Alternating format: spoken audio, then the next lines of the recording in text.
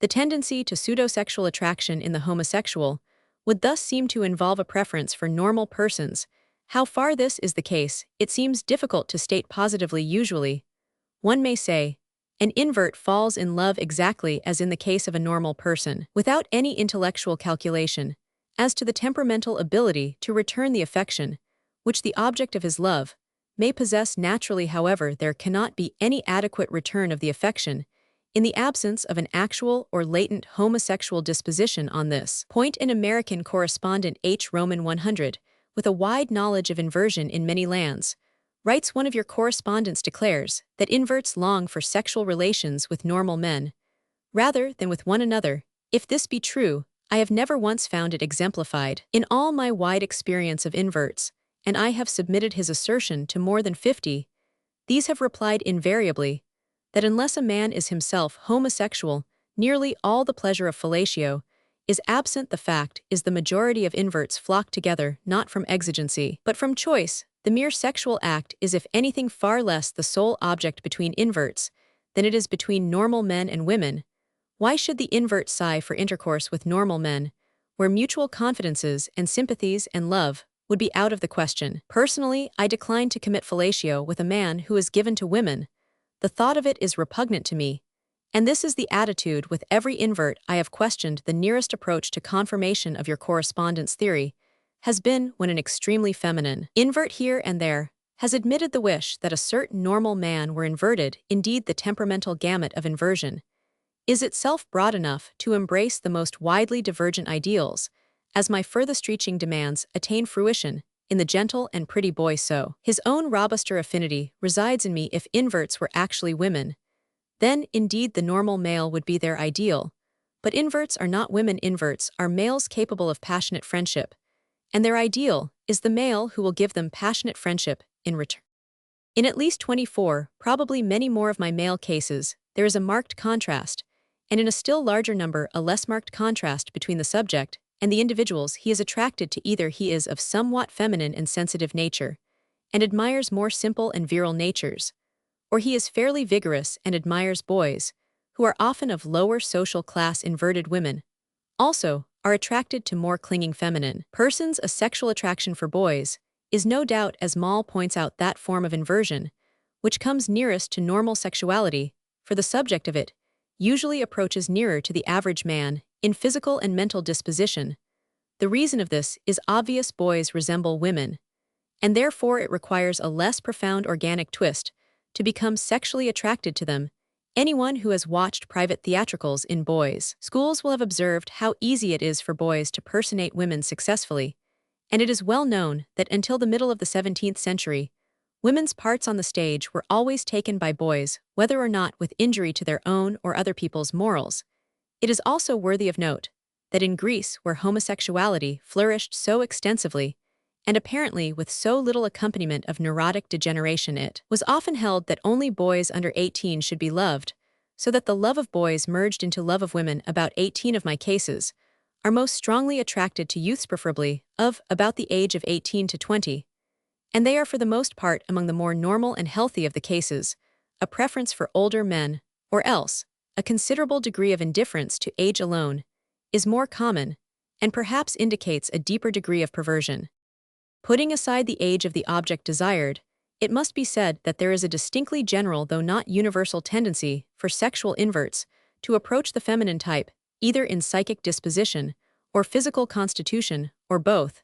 I cannot say how far this is explained by the irritable nervous system and delicate health, which are so often associated with inversion, though this is certainly an important factor, although the invert himself may stoutly affirm his masculinity.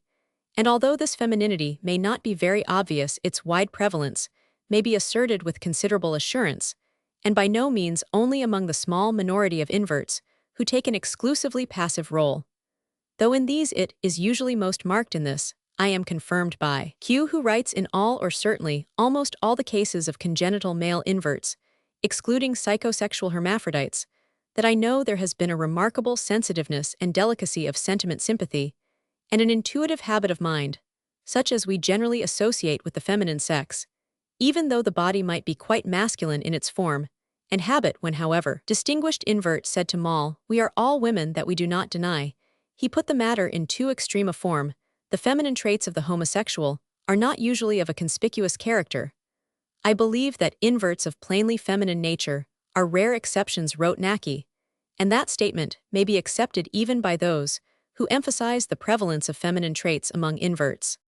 In inverted women, some degree of masculinity or boyishness is equally prevalent, and it is not usually found in the women to whom they are attracted. Even in inversion, the need for a certain sexual opposition, longing for something which the lover himself does not possess, still prevails. It expresses itself sometimes in an attraction between persons of different race and color. I am told that in American prisons for women, lesbian relationships are especially frequent between white and black women. A similar affinity is found among the Arabs, says Kocher.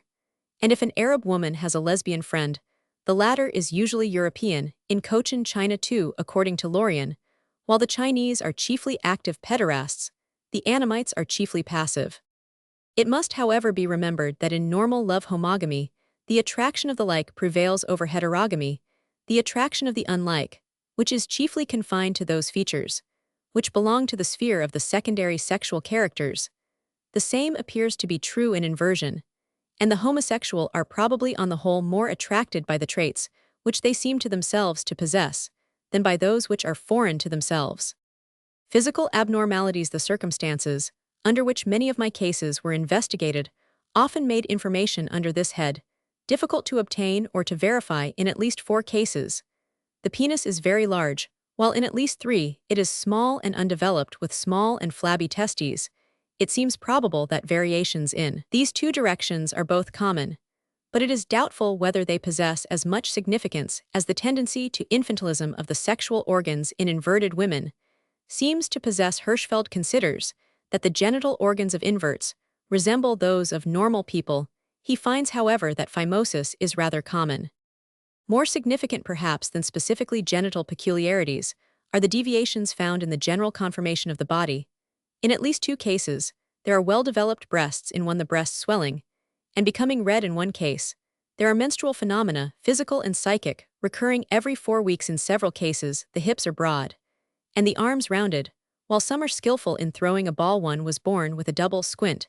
At least 2 were 7 months children. In the previous chapter 1 have referred to the tendency to hypertrichosis and occasionally oligotrichosis among inverted women. Among the men, it is the latter condition which seems more common, and in several cases the bodies are hairless, or with but scanty hair. A few are left-handed, though not perhaps in abnormal proportion. The sexual characters of the handwriting are in some cases clearly inverted, the men writing a feminine hand, and the women a masculine hand. A high feminine voice is sometimes found. A marked characteristic of many inverts, though one not easy of precise definition, is their youthfulness of appearance, and frequently childlike faces equally in both sexes. This has often been remarked, and is pronounced among many of my subjects. The frequent inability of male inverts to whistle was first pointed out by Ulrichs, and Hirschfeld has found it in 23%.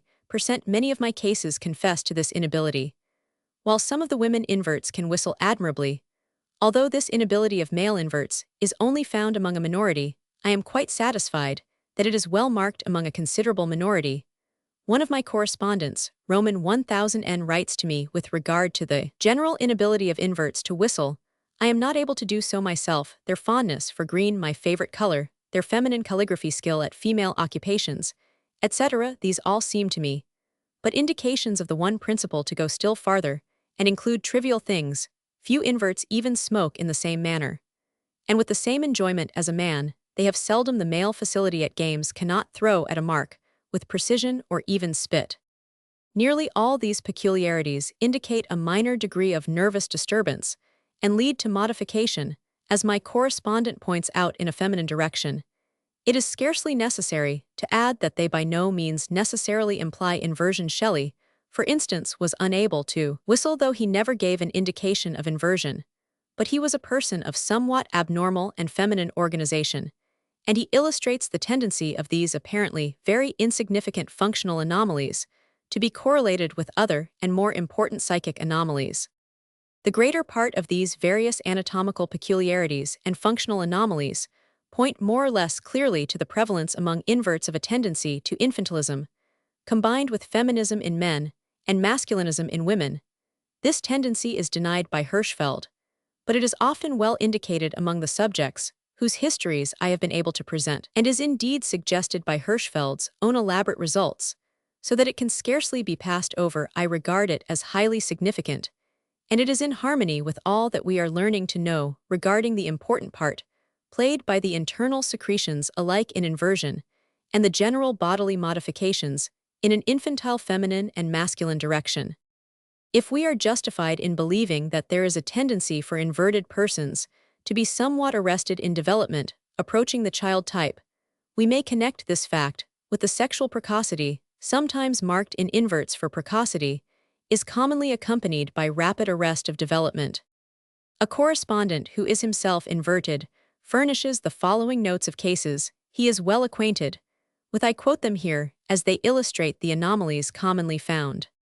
A male eldest child of typically neurotic family, 3 children in all, 2 male and 1 female. The other 2 are somewhat eccentric, unsocial, and sexually frigid, one in a marked degree.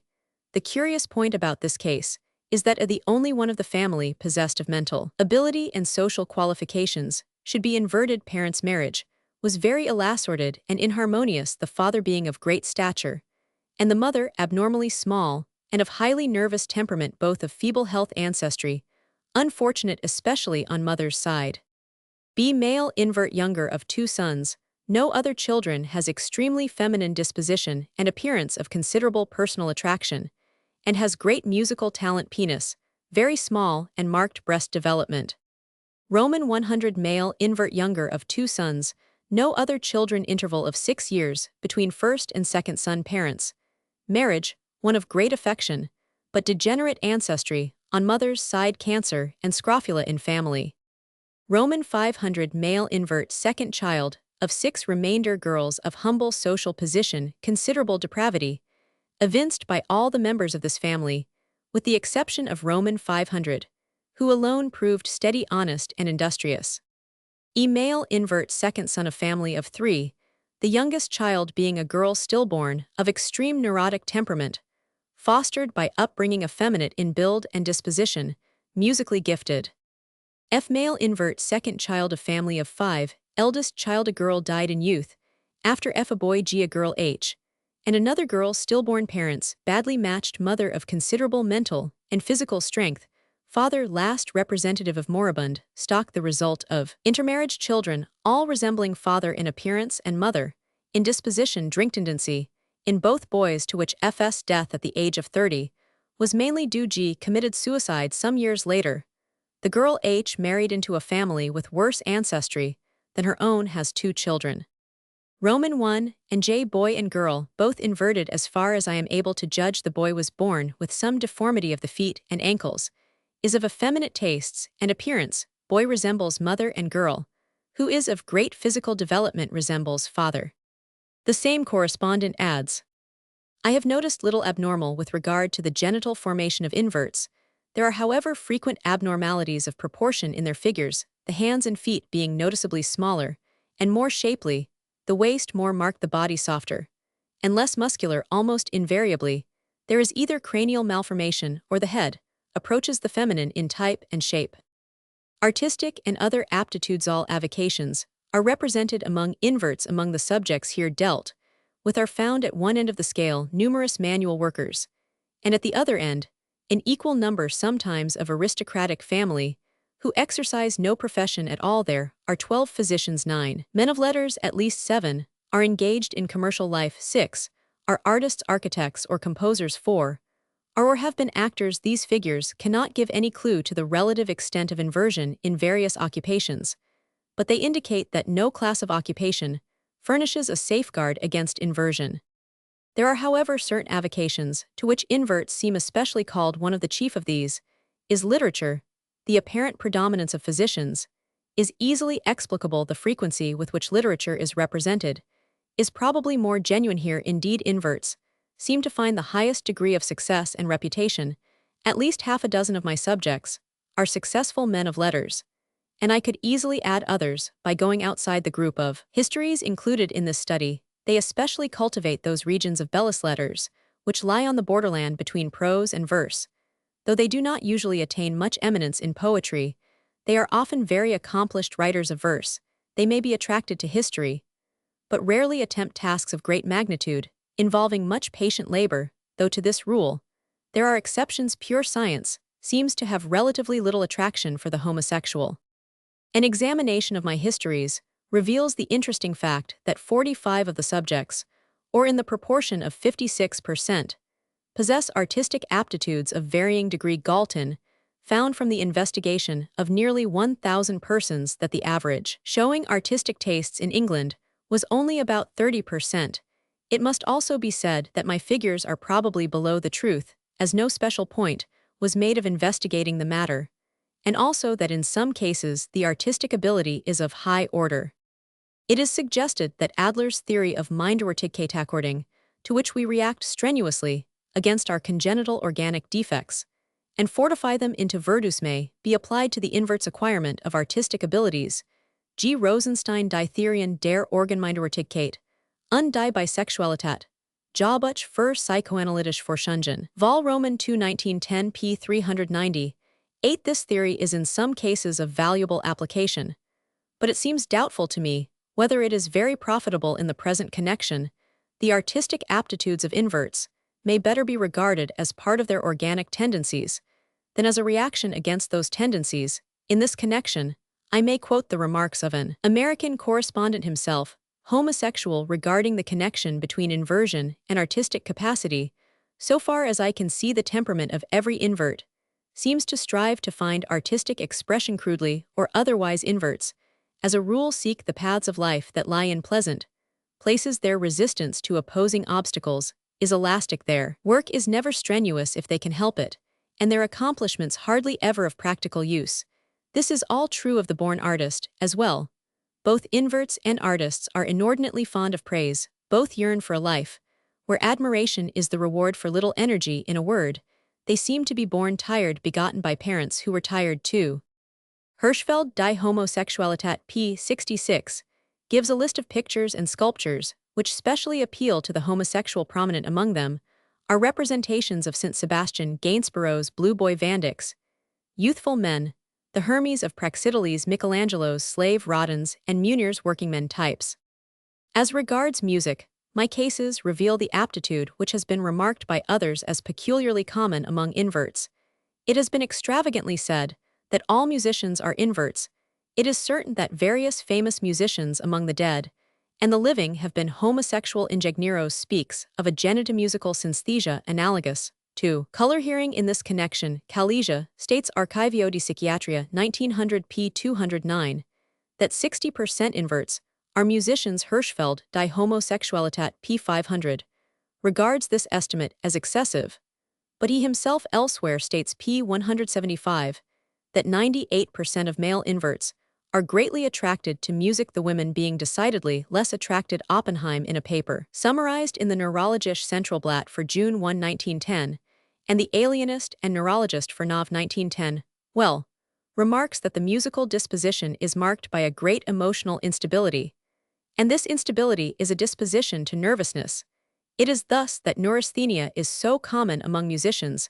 The musician has not been rendered nervous by the music, but he owes his nervousness, as also it may be added his disposition to homosexuality, to the same disposition to which he owes his musical aptitude. Moreover, the musician is frequently one-sided in his gifts, and the possession of a single hypertrophied aptitude is itself closely related to the neuropathic and psychopathic diathesis.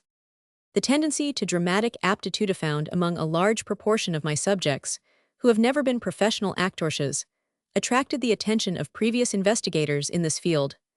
Thus Moll refers to the frequency of artistic, and especially dramatic, talent among inverts, and remarks that the cause is doubtful, after pointing out that the lie which they have to be perpetually living renders inverts always actors. He goes on to say, apart from this, it seems to me that the capacity and the inclination to conceive situations and to represent them in a masterly manner corresponds to an abnormal predisposition of the nervous system, just as does sexual inversion, so that both phenomena are due to the same source. I am in agreement with this statement. The congenitally inverted may, I believe, be looked upon as a class of individuals exhibiting nervous characters, which to some extent approximate them to persons of artistic genius. The dramatic and artistic aptitudes of inverts are therefore partly due to the circumstances of the invert's life, which render him necessarily an actor and, in some few cases, lead him into a love of deception comparable with that of a hysterical woman, and partly it is probable to a congenital nervous predisposition, allied to the predisposition to dramatic aptitude.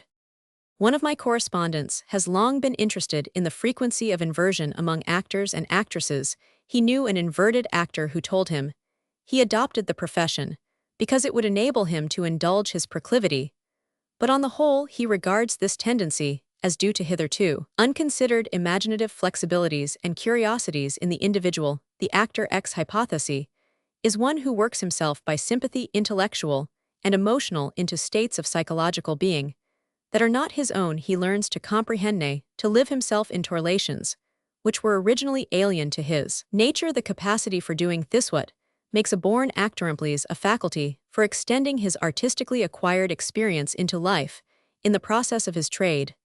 Therefore he becomes at all points sensitive to human emotions and sexuality, being the most intellectually undetermined of the appetites after hunger. The actor might discover in himself a sort of sexual indifference out of which a sexual aberration could easily arise. A man devoid of this imaginative flexibility could not be a successful actor. The man who possesses it would be exposed to divagations of the sexual instinct under aesthetical or merely wanton influences. Something of the same kind is applicable to musicians and artists, in whom sexual inversion prevails beyond the average. They are conditioned by their aesthetical faculty and encouraged by the circumstances of their life to feel and express the whole gamut of emotional experience. Thus, they get an environment which, unless they are sharply otherwise differentiated, leads easily to experiments in passion. All this joins on to what you call the variational diathesis of men of genius. But I should seek the explanation of the phenomenon less in the original sexual constitution than in the exercise of sympathetic assimilative emotional qualities, powerfully stimulated and acted on by the conditions of the individual's life. The artist, the singer, the actor, the painter are more exposed to the influences out of which sexual differentiation in an abnormal direction may arise. Some persons are certainly made abnormal by nature. Others of this sympathetic artistic temperament may become so through their sympathies plus their conditions of life. It is possible there may be some element of truth in this view, which my correspondent regarded as purely hypothetical. In this connection, I may perhaps mention a moral quality which is very often associated with dramatic aptitude, and also with minor degrees of nervous degeneration, and that is vanity and the love of applause. While among a considerable section of inverts it is not more marked than among the non-inverted, if not indeed less marked among another section, it is found in an exaggerated degree, in at least one of my cases, vanity and delight in admiration, both as regards personal qualities and artistic productions, reach an almost morbid extent, and the quotations from letters written by various others of my subjects show a curious complacency in the description of their personal physical characters, markedly absent in other cases. It is suggested by Alexander Schmid on the basis of Adler's views that this vanity, which sometimes in the inverted artist becomes an exalted pride, as of a guardian of sacred mysteries, may be regarded as an effort to secure a compensation for the consciousness of feminine defect. The extreme type of this preoccupation with personal beauty is represented by the history of himself, sent by a young Italian of good family to Zola in The Hope Itself, a sign of vanity that the distinguished novelist would make it the subject of one of his works. The history is reproduced in the archives Die Anthropologie Criminelle 1894 and in El Homosexualite, et les types homosexuels 1910, by Dr. Lopes, G. St. Paul. I quote the following passage: at the age of 18, I was with few differences what I am now at 23. I am rather below the medium height, 1 meters well-proportioned slender, but not lean. My torso is superb. A sculptor could find nothing against it, and would not find it very different from that of Antinodes. My back is very arched, perhaps too much so, and my hips are very developed. My pelvis is broad like a woman's. My knees slightly approximate my feet, are small my hands, superb the fingers curved back, and with glistening nails rosy, and polished cut squarely like those of ancient statues my neck, is long and round the nape charmingly adorned with downy hairs, my head is charming, and at 18 was more so the oval of it is perfect, and strikes all by its infantine form, at 23 I am to be taken for 17 at most. My complexion is white and rosy deepening. At the faintest emotion, the forehead is not beautiful, it recedes slightly, and is hollow at the temples, but fortunately it is half covered by long hair of a dark blonde, which curls naturally. The head is perfect in form because of the curly hair, but on examination, there is an enormous protuberance at the occiput. My eyes are oval of a gray blue with dark chestnut eyelashes, and thick arched eyebrows. My eyes are very liquid, but with dark circles and blistered, and they are subject to slight temporary inflammation. My mouth is fairly large with thick red lips. The lower pendant, they tell me I have the Austrian mouth. My teeth are dazzling, though 3 are decayed and stopped fortunately. They cannot be seen. My ears are small, and with very colored lobes. My chin is very fat, and at 18 it was smooth and velvety as a woman's at present. There is a slight beard, always shaved, 2 beauty spots black and velvety, on my left cheek contrast with my blue eyes. My nose is thin and straight with delicate nostrils, and a slight almost insensible curve. My voice is gentle, and people always regret that I have not learned to sing. This description is noteworthy as a detailed portrait of a sexual invert of a certain type. The whole history is interesting and instructive.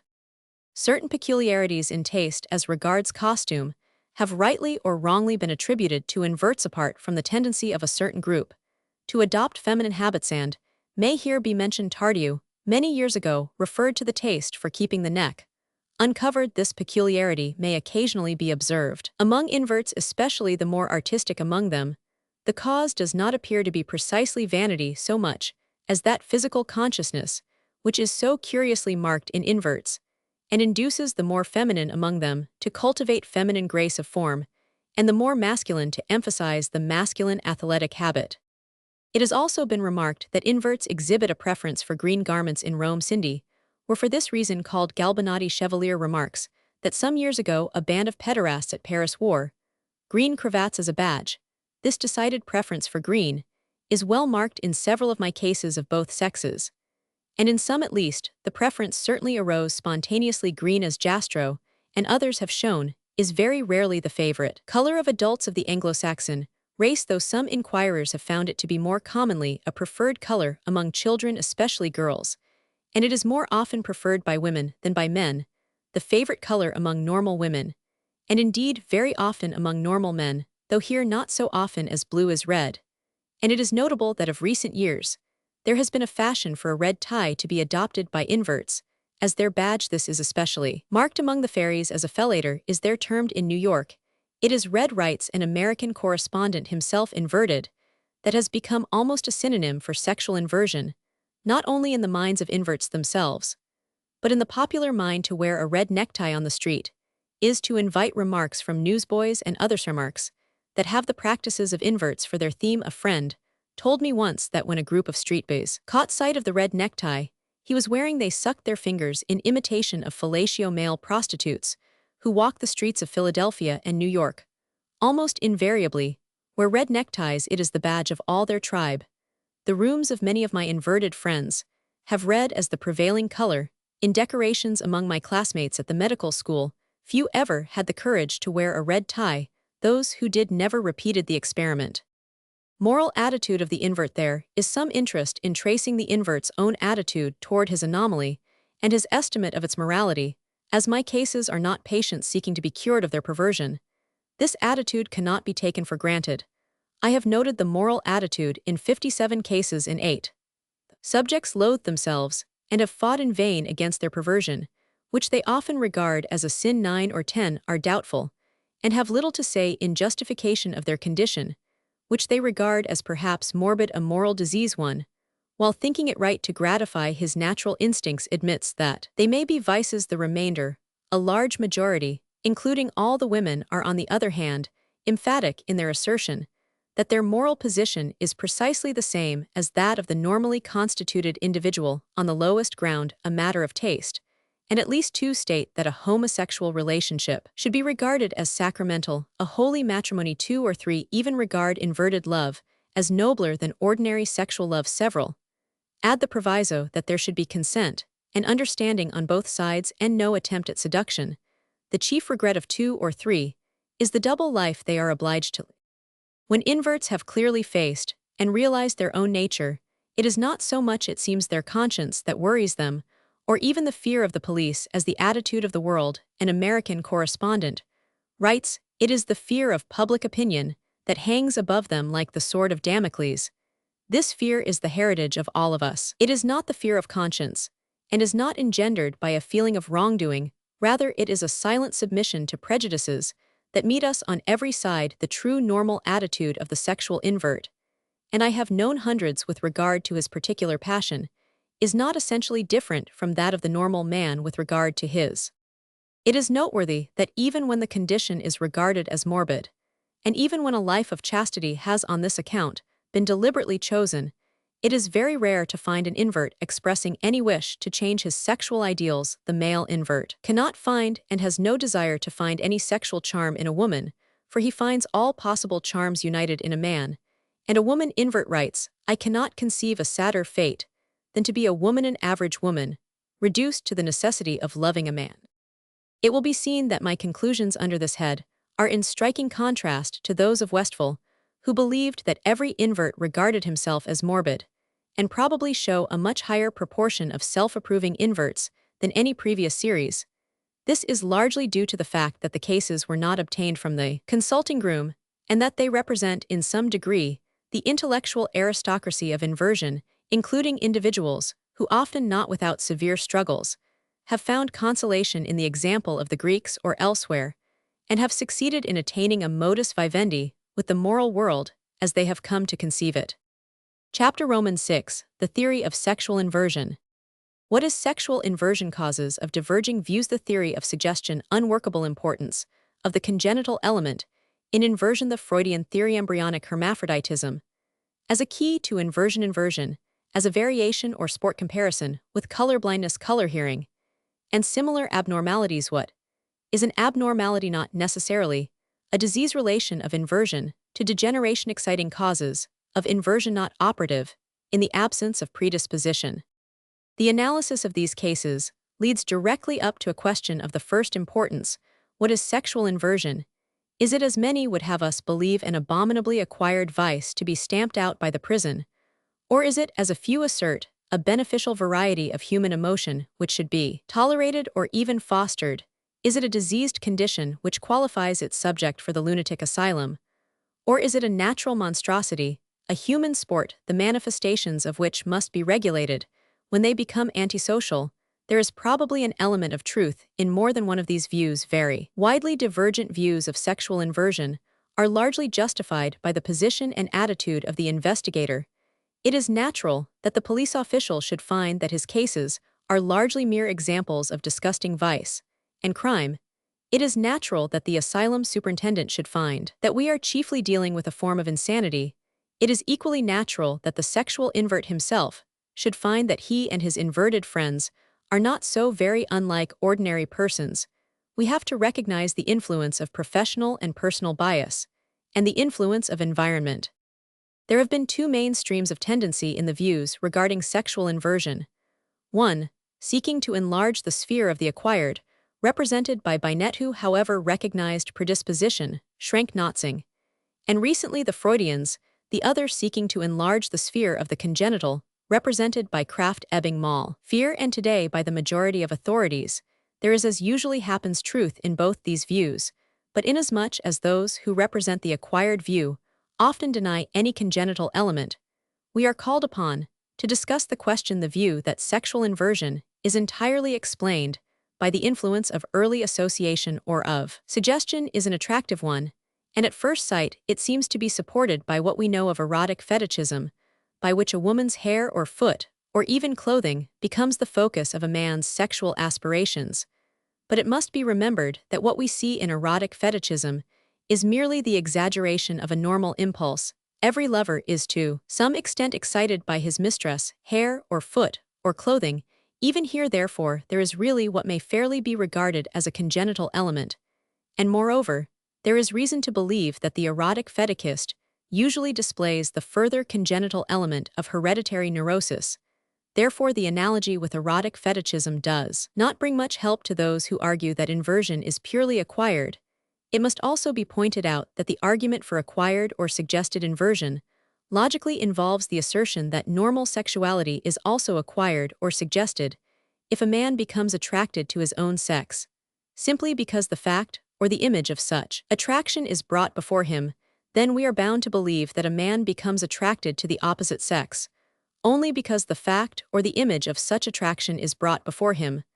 Such a theory is unworkable. In nearly every country of the world, men associate with men and women with women. If association and suggestion were the only influential causes, then inversion, instead of being the exception, ought to be the rule throughout the human species, if not indeed throughout the whole zoological series. We should moreover have to admit that the most fundamental human instinct is so constituted as to be equally well adapted for sterility as for that propagation of the race which as a matter of fact we find dominant throughout the whole of life. We must therefore put aside entirely the notion that the direction of the sexual impulse is merely a suggested phenomenon. Such a notion is entirely opposed to observation and experience, and will with difficulty fit into a rational biological scheme. The Freudians alike of the orthodox and the heterodox schoolshave sometimes contributed unintentionally or not to revive the now antiquated conception of homosexuality as an acquired phenomenon, and that by insisting that its mechanism is a purely psychic, though unconscious process, which may be readjusted to the normal order by psychoanalytic methods, Freud first put forth a comprehensive statement of his view of homosexuality in the original and pregnant little book, Drei Abhandlungen zur Sexualtheorie, 1905, and has elsewhere frequently touched on the subject, as have many other psychoanalysts, including Alfred Adler and Steckel, who no longer belong to the orthodox Freudian school. When inverts are psychoanalytically studied, Freud believes it is found that in early childhood they go through a phase of intense but brief fixation on a woman, usually the mother or perhaps sister, then an internal censure inhibiting this incestuous impulse. They overcome it by identifying themselves with women and taking refuge in narcissism, the self becoming the sexual object. Finally, they look for youthful males resembling themselves whom they love as their mothers loved them. Their pursuit of men is thus determined by their flight from women.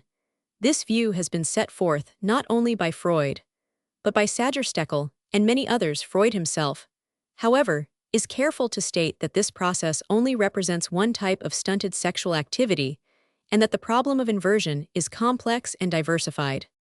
This view may be said to assume a bisexual constitution, as normal and homosexuality arises by the suppression owing to some accident of the heterosexual component, and the path through an autoerotic process of narcissism to homosexuality. On this general Freudian conception of homosexuality, numerous variations have been based and separate features specially emphasized by individual psychoanalysts. Thus, Sager considers that beneath the male individual loved by the invert, a female is concealed, and that this fact may be revealed by psychoanalysis, which removes the upper layer of the psychic palimpsest. He believes that this disposition of the invert is favored by a frequent mixture of male and female traits in his near relatives. Originally, it is not man whom the homosexual man loves and desires, but man and woman together in one form. The heterosexual element is later suppressed, and then pure inversion is left, further developing Freud's view of the importance of anal eroticism. Freud Sammlung Kleiner, Schriften zur Neurosenlehre Vol. Roman II. Sager thinks that it is even the rule for a passive invert to have experienced anal eroticism in childhood and been frequently subjected to enemas, which have led to the desire for the anal intromission of the penis. Medizinische Klinik, 1909 No. 2. Jekyll pushes this doctrine further and declares that all inverts are really passive. The invert is in his love. He states both subject and object.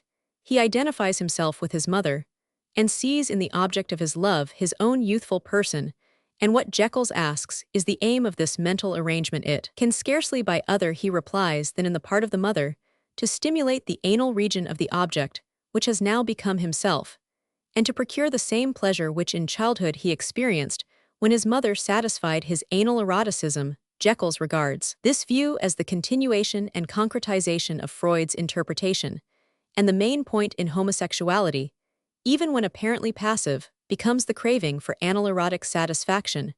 Roman 50 Jekyll's Einige, Bemerkungen zur Tribelher International Zeitschrift für Ärztliche Psychoanalyse, Sept. 1913. Most psychoanalysts are cautious in denying a constitutional or congenital basis to inversion, though they leave it in the background pharynxy, in an interesting attempt to classify the homosexual International Zeitschrift für Ärztliche Psychoanalyse, March 1914, remarks psychoanalytic investigation, shows that under the name of homosexuality, the most various psychic states are thrown together, on the one hand true constitutional anomalies, inversion, or subject homoeroticism on the other hand. Psychoneurotic obsessional conditions, object homoeroticism, or obsessional homoeroticism. The individual of the first kind essentially feels himself a woman who wishes to be loved by a man, while the other represents a neurotic flight from women rather than sympathy to men. The constitutional basis is very definitely accepted by Rudolf Ortwey, who points out International Zeitschrift für Ärztliche Psychoanalyse, Jan 1914, that the biological doctrine of recessives and dominance in heredity helps to make clear the emergence or suppression of homosexuality on a bisexual disposition.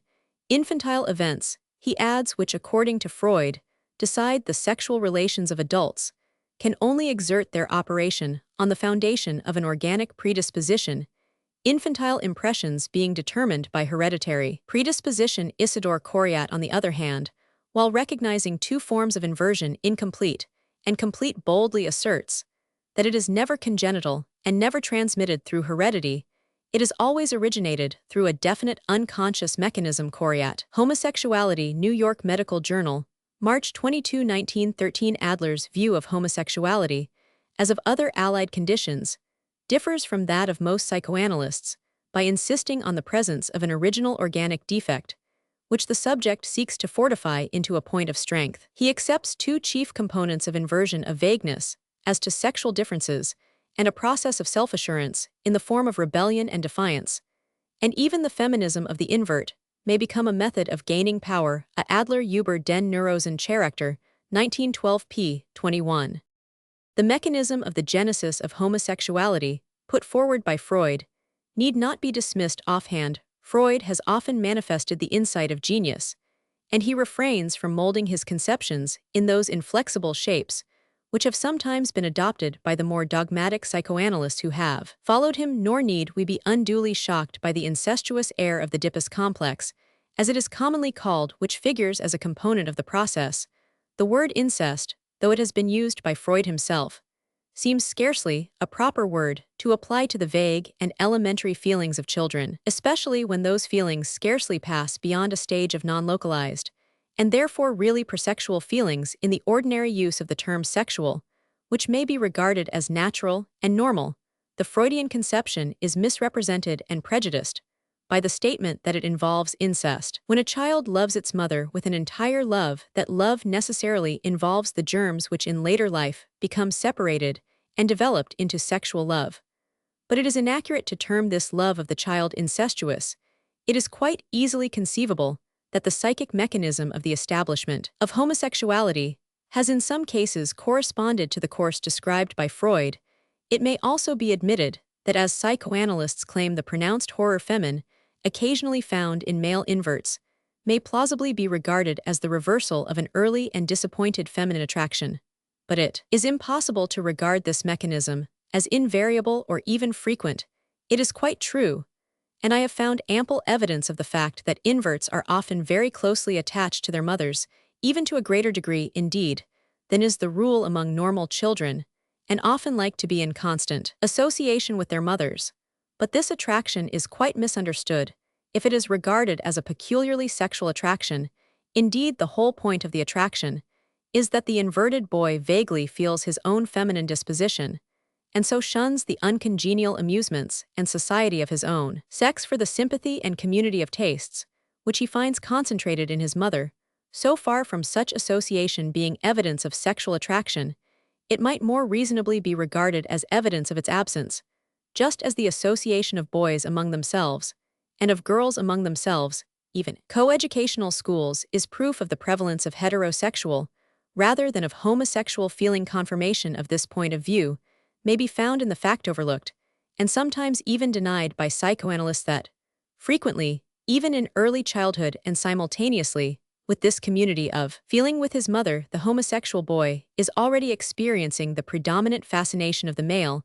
He feels it long before the age at which narcissism is apt to occur, or at which self-consciousness has become sufficiently developed to allow the internal censure on unpermitted emotions to operate or any flight from them to take place. Moreover, while most authorities have rarely been able to find any clear evidence of the sexual attraction of male inverts in childhood to mother or sister, an attraction of this kind to father or brother seems less difficult to find, and if found it is incompatible with the typical Freudian process. In my own observation among the histories here recorded, there are at least two clear examples of such an attraction in childhood. It must further be said that any theory of the etiology of homosexuality, which leaves out of account the hereditary factor in inversion, cannot be admitted. The evidence for the frequency of homosexuality among the near relatives of the inverted is now indisputable. I have traced it in a considerable proportion of cases, and in many of these, the evidence is unquestionable and altogether independent of the statement of the subject himself, whose opinion may be held to be possibly biased or unreliable. This hereditary factor seems indeed to be called for by the Freudian theory itself. On that theory, we need to know how it is that the subject passes through psychic phases and reaches an emotional disposition so unlike that of normal persona. The existence of a definite hereditary tendency in a homosexual direction removes that difficulty. Freud himself recognizes this and clearly asserts congenital psychosexual constitution, which must involve predisposition on a general survey. Therefore, it would appear that on the psychic side we may accept the reality of unconscious dynamic processes, which in particular cases may be of the Freudian or similar type. But while the study of such mechanisms may illuminate the psychology of homosexuality, they leave untouched the fundamental organic factors now accepted by most authorities. The rational way of regarding the normal sexual instinct is as an inborn organic impulse, reaching full development about the time of puberty. During the period of development, suggestion and association may come in to play a part in defining the object of the emotion. The soil is now ready, but the variety of seeds likely to thrive in it is limited. That there is a greater indefiniteness in the aim of the sexual impulse at this period, we may well believe. This is shown not only by occasional tentative signs of sexual emotion directed toward the same sex in childhood, but by the frequently ideal and unlocalized character of the normal passion even at puberty. But the channel of sexual emotion is not thereby turned into an abnormal path. Whenever this happens, we are bound to believing. We have many grounds for believing that we are dealing with an organism which from the beginning is abnormal. The same seed of suggestion is sown in various soils. In the many it dies out, in the few it flourishes. The cause can only be a difference in the soil. If then we must postulate a congenital abnormality in order to account satisfactorily for at least a large proportion of sexual inverts, wherein does that abnormality consist? Ulrichs explained the matter by saying that in sexual inverts, a male body coexists with a female soul, anima muliebris in corpore virile inclusa. Even writers of scientific eminence like Magnin and Gley have adopted this phrase in a modified form, considering that in inversion a female brain is combined with a male body or male glands. This is, however, not an explanation. It merely crystallizes into an epigram the superficial impression of the matter. We can probably grasp the nature of the abnormality better if we reflect on the development of the sexes, and on the latent organic bisexuality in each sex at an early stage of development.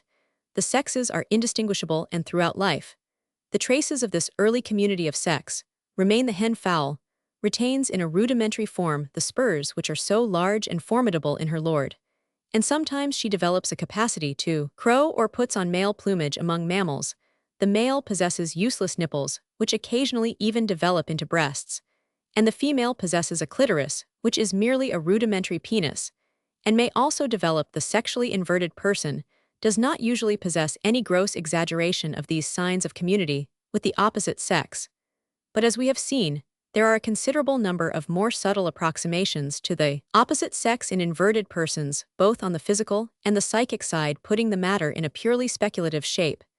It may be said that at conception, the organism is provided with about 50% of male germs and about 50% of female germs, and that as development proceeds, either the male or the female germs assume the upper hand, until in the maturely developed individual, only a few aborted germs of the opposite sex are left in the homosexual, however, and in the bisexual, we may imagine that the process has not proceeded normally on account of some peculiarity in the number or character of either the original male germs or female germs, or both, the result being that we have a person who is organically twisted into a shape that is more fitted for the exercise of the inverted than of the normal sexual impulse, or else equally fitted for both.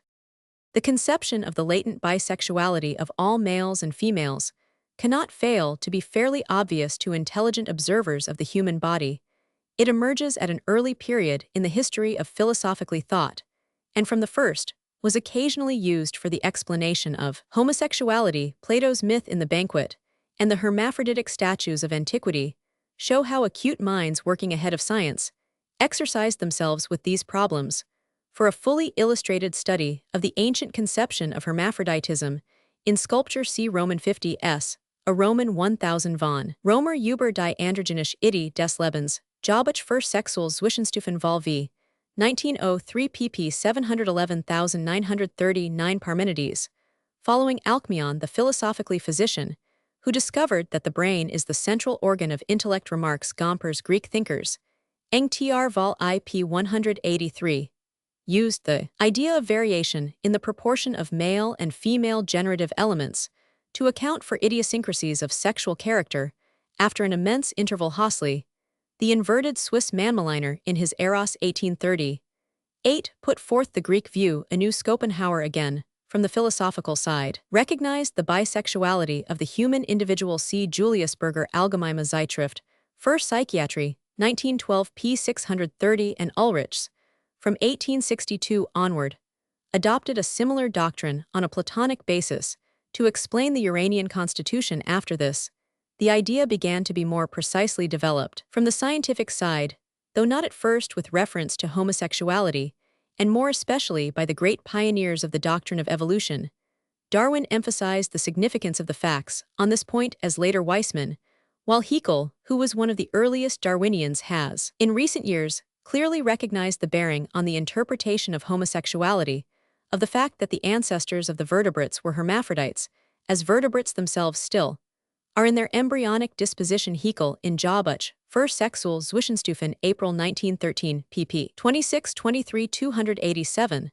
This view had, however, been set forth at an earlier date by individual physicians, notably in America, by Kiernan, American Lancet, 1884, and Medical Standard, November and December 1888, and Lidston, Philadelphia Medical and Surgical Reporter, September 1889, and Addresses and Essays, 1892. In 1893, in his Ellenversion Sexual Chevalier, a pupil of Lacassaignujo had already applied the term hermaphrodisme moral to this anomaly explained congenital homosexuality by the idea of latent bisexuality. Dr. G. de Leggemendi, Dean of the Faculty of Medicine of Madrid, in a paper read before the International Medical Congress at Rome in 1894, set forth a principle of panhermaphroditisme, hermaphroditic bipolarity, which involved the existence of latent female germs in the male, latent male germs in the female, which latent germs may strive for, and sometimes obtain the mastery. In February 1896, the first version of the present chapter, setting forth the conception of inversion as a psychic and somatic development on the basis of a latent bisexuality, was published in the Centralblatt für Nervenheilkunde und Psychiatrie Curella, Ib. May 1890, adopted a somewhat similar view, even arguing that the invert is a transitional form between the complete man or woman and the hermaphrodite. In Germany,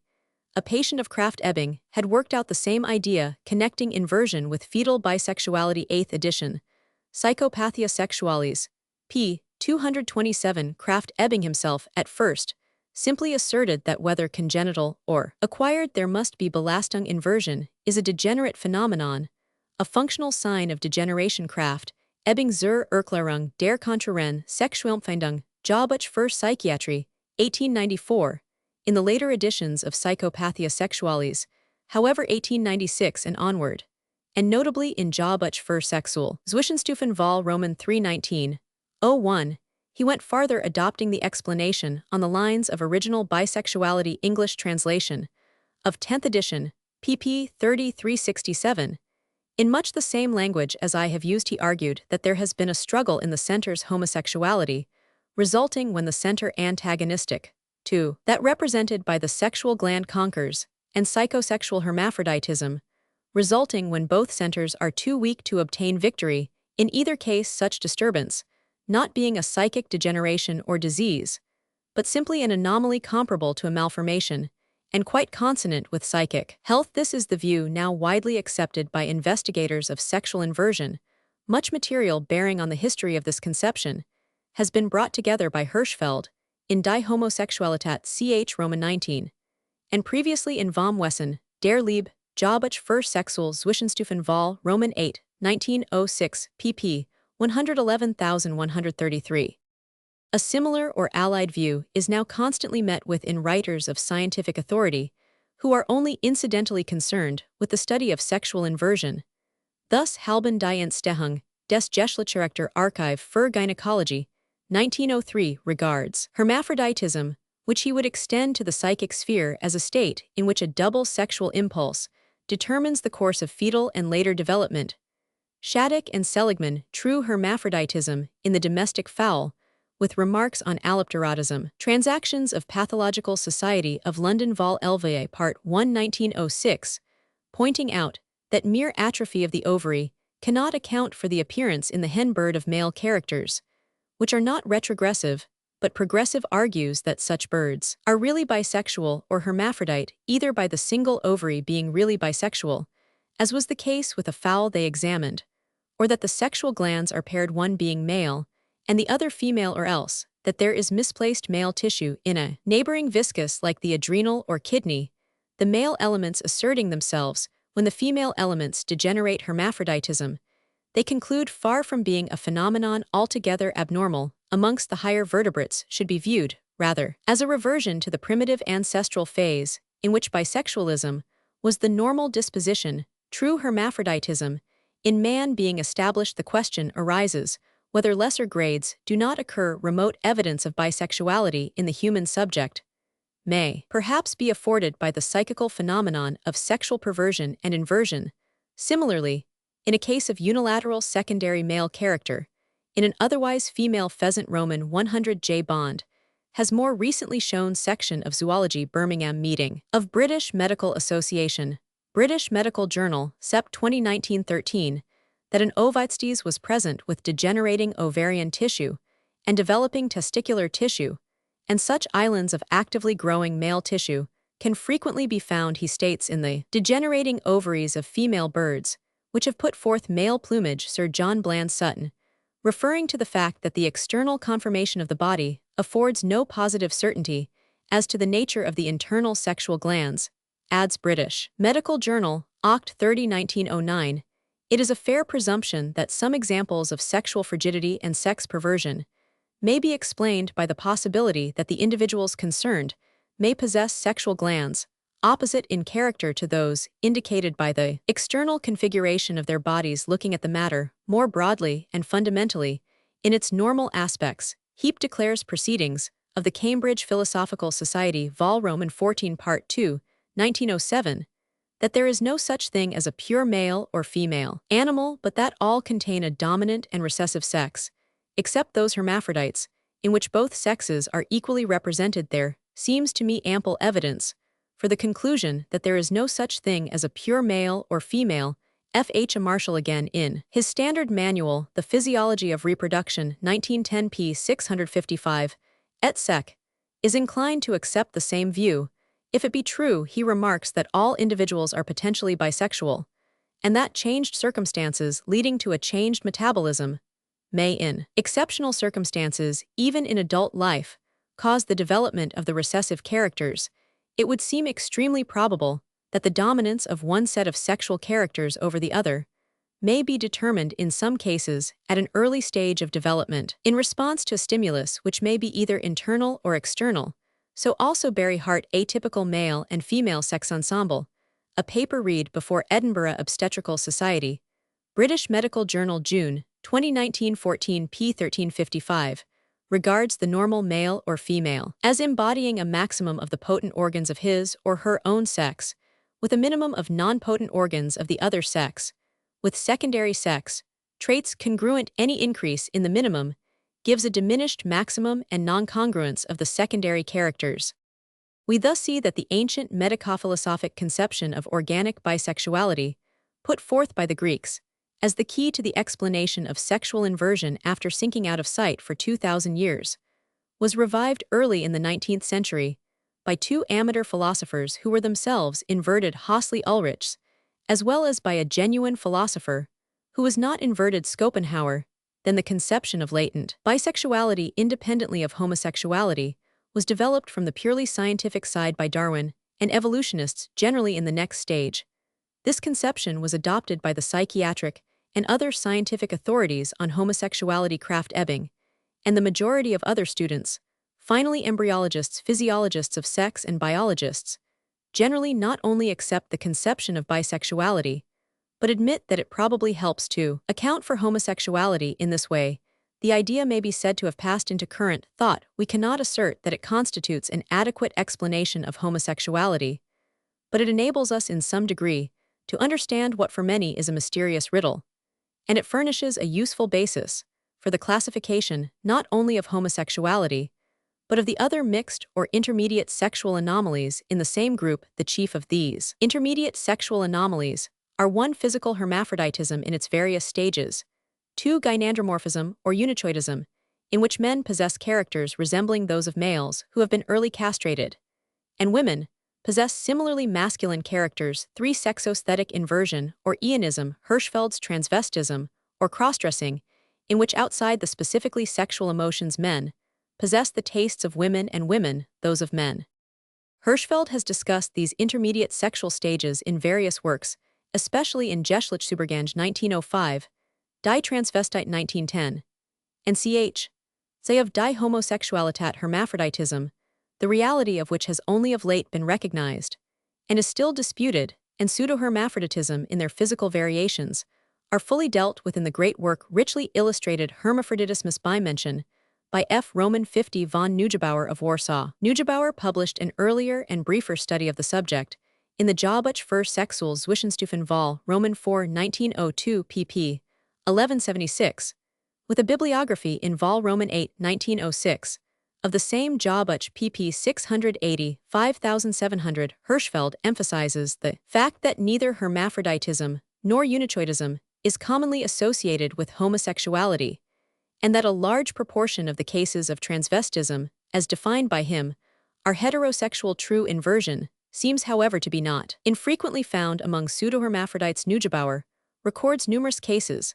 Magnan has published a case in a girl brought up as a youth. Gazette Médicale de Paris, March 31, 1911, and Lapin a case in a man brought up as a girl. Revue de Psychiatrie, 1911 p. 219. Such cases may be accounted for by the training and associations involved by the early error in recognition of sex, and perhaps still more by a really organic predisposition to homosexuality, although the sexual psychic characters are not necessarily bound up with the coexistence of corresponding sexual glands. Halban Archive für Gynecology, 1903, goes so far as to class the homosexual as real pseudohermaphrodites, exactly comparable to a man with a female breast or a woman with a beard, and proposes to term homosexuality pseudohermaphroditus masculinus psychicus. This, however, is an unnecessary and scarcely satisfactory confusion. To place the group of homosexual phenomena among other intermediate groups on the organic bisexual basis is a convenient classification. It can scarcely be regarded as a complete explanation. It is probable that we may ultimately find a more fundamental source of these various phenomena in the stimulating and inhibiting play of the internal secretions. Our knowledge of the intimate association between the hormones and sexual phenomena is already sufficient to make such an explanation intelligible. The complex interaction of the glandular internal secretions and their liability to varying disturbance in balance may well suffice to account for the complexity of the phenomena. It would harmonize with what we know of the occasional delayed manifestations of homosexuality, and would not clash with their congenital nature, for we know that a disordered state of the thymus, for instance, may be hereditary, and it is held that status lymphaticus may be either inborn or acquired. Normal sexual characters seem to depend largely upon the due coordination of the internal secretions, and it is reasonable to suppose that sexual deviations depend upon their incoordination. If a man is a man and a woman, because in Blair Bell's phrase of the totality of their internal secretions, the intermediate stages between the man and the woman must be due to redistribution of those internal secretions. We know that various internal secretions possess an influential sexual effect. Thus, the atrophy of the thymus seems to be connected with sexual development at puberty. The thyroid reinforces the genital gland's adrenal overdevelopment, can produce in a female the secondary characteristics of the male, as well as cause precocious development of maleness, etc. An alteration in the metabolism, as F.H. A. Marshall suggests, even in comparatively late life, may initiate changes in the direction of the opposite sex. Metabolic chemical processes may thus be found to furnish a key to complex and subtle sexual variations, alike somatic and psychic, although we must still regard such processes as arising on an inborn predisposition. Whatever its ultimate explanation, sexual inversion may thus fairly be considered a sport or variation, one of those organic aberrations which we see throughout living nature in plants and in animals. It is not here asserted, as I would carefully point out, that an inverted sexual instinct, or organ for such instinct, is developed in early embryonic life. Such a notion is rightly rejected as absurd. What we may reasonably regard as formed at an early stage of development is strictly a predisposition, that is to say, such a modification of the organism that it becomes more adapted than the normal or average organism to experience sexual attraction to the same sex. The sexual invert may thus be roughly compared to the congenital idiot, to the instinctive criminal, to the man of genius, who are all not strictly concordant with the usual biological variation, because this is of a less subtle character, but who become somewhat more intelligible to us if we bear in mind their affinity to variations.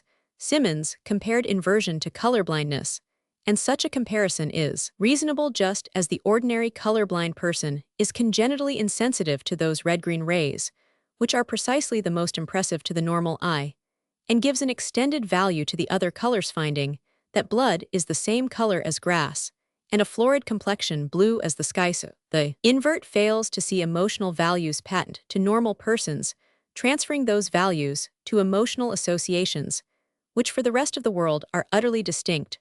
Or we may compare inversion to such a phenomenon as color hearing, in which there is not so much defect as an abnormality of nervous tracts producing new and involuntary combinations, just as the color hearer instinctively associates colors with sounds, like the young Japanese lady who remarked when listening to singing that boy's voice is red.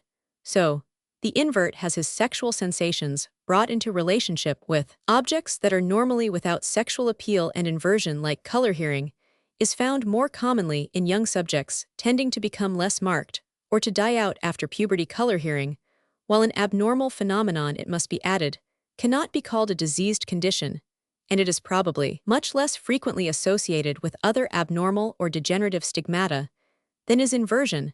There is often a congenital element shown by the tendency to hereditary transmission, while the associations are developed in very early life and are too regular to be the simple result of suggestion.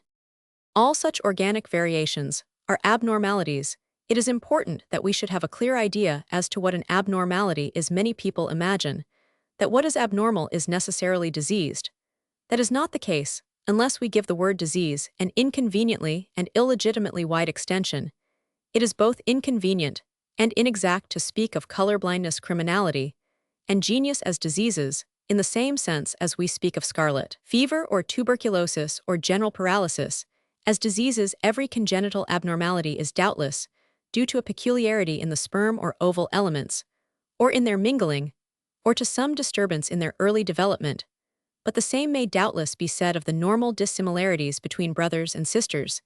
It is quite true that any of these aberrations may be due to antenatal disease, but to call them abnormal does not beg that question. If it is thought that any authority is needed to support this view, we can scarcely find a weightier than that of Virchow, who repeatedly insisted on the right use of the word anomaly, and who taught that though an anomaly may constitute a predisposition to disease, the study of anomalous pathology, as he called it teratology, as we may perhaps prefer to call itis, not the study of disease, which he termed nosology, the study of the abnormal, is perfectly distinct from the study of the morbid. Virchow considers that the region of the abnormal is the region of pathology, and that the study of disease must be regarded distinctly as nosology. Whether we adopt this terminology or whether we consider the study of the abnormal as part of teratology is a secondary matter, not affecting the right understanding of the term anomaly and its due differentiation from the term disease. At the Innsbruck meeting of the German Anthropological Society in 1894, Virchow thus expressed himself: in old days, an anomaly was called, and in this sense every departure from the norm is for me a pathological event. If we have ascertained such a pathological event, we are further led to investigate what pathos was the special cause of it.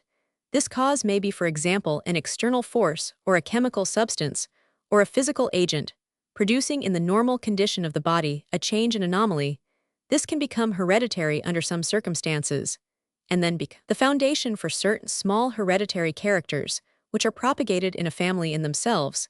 They belong to pathology, even although they produce no injury, for I must remark that pathological does not mean harmful, it does not indicate disease. Disease in Greek is and it is nosology that is concerned with disease. The pathological under some circumstances can be advantageous. Korrespondenzblatt Deutsche Gesellschaft für Anthropologie, 1894.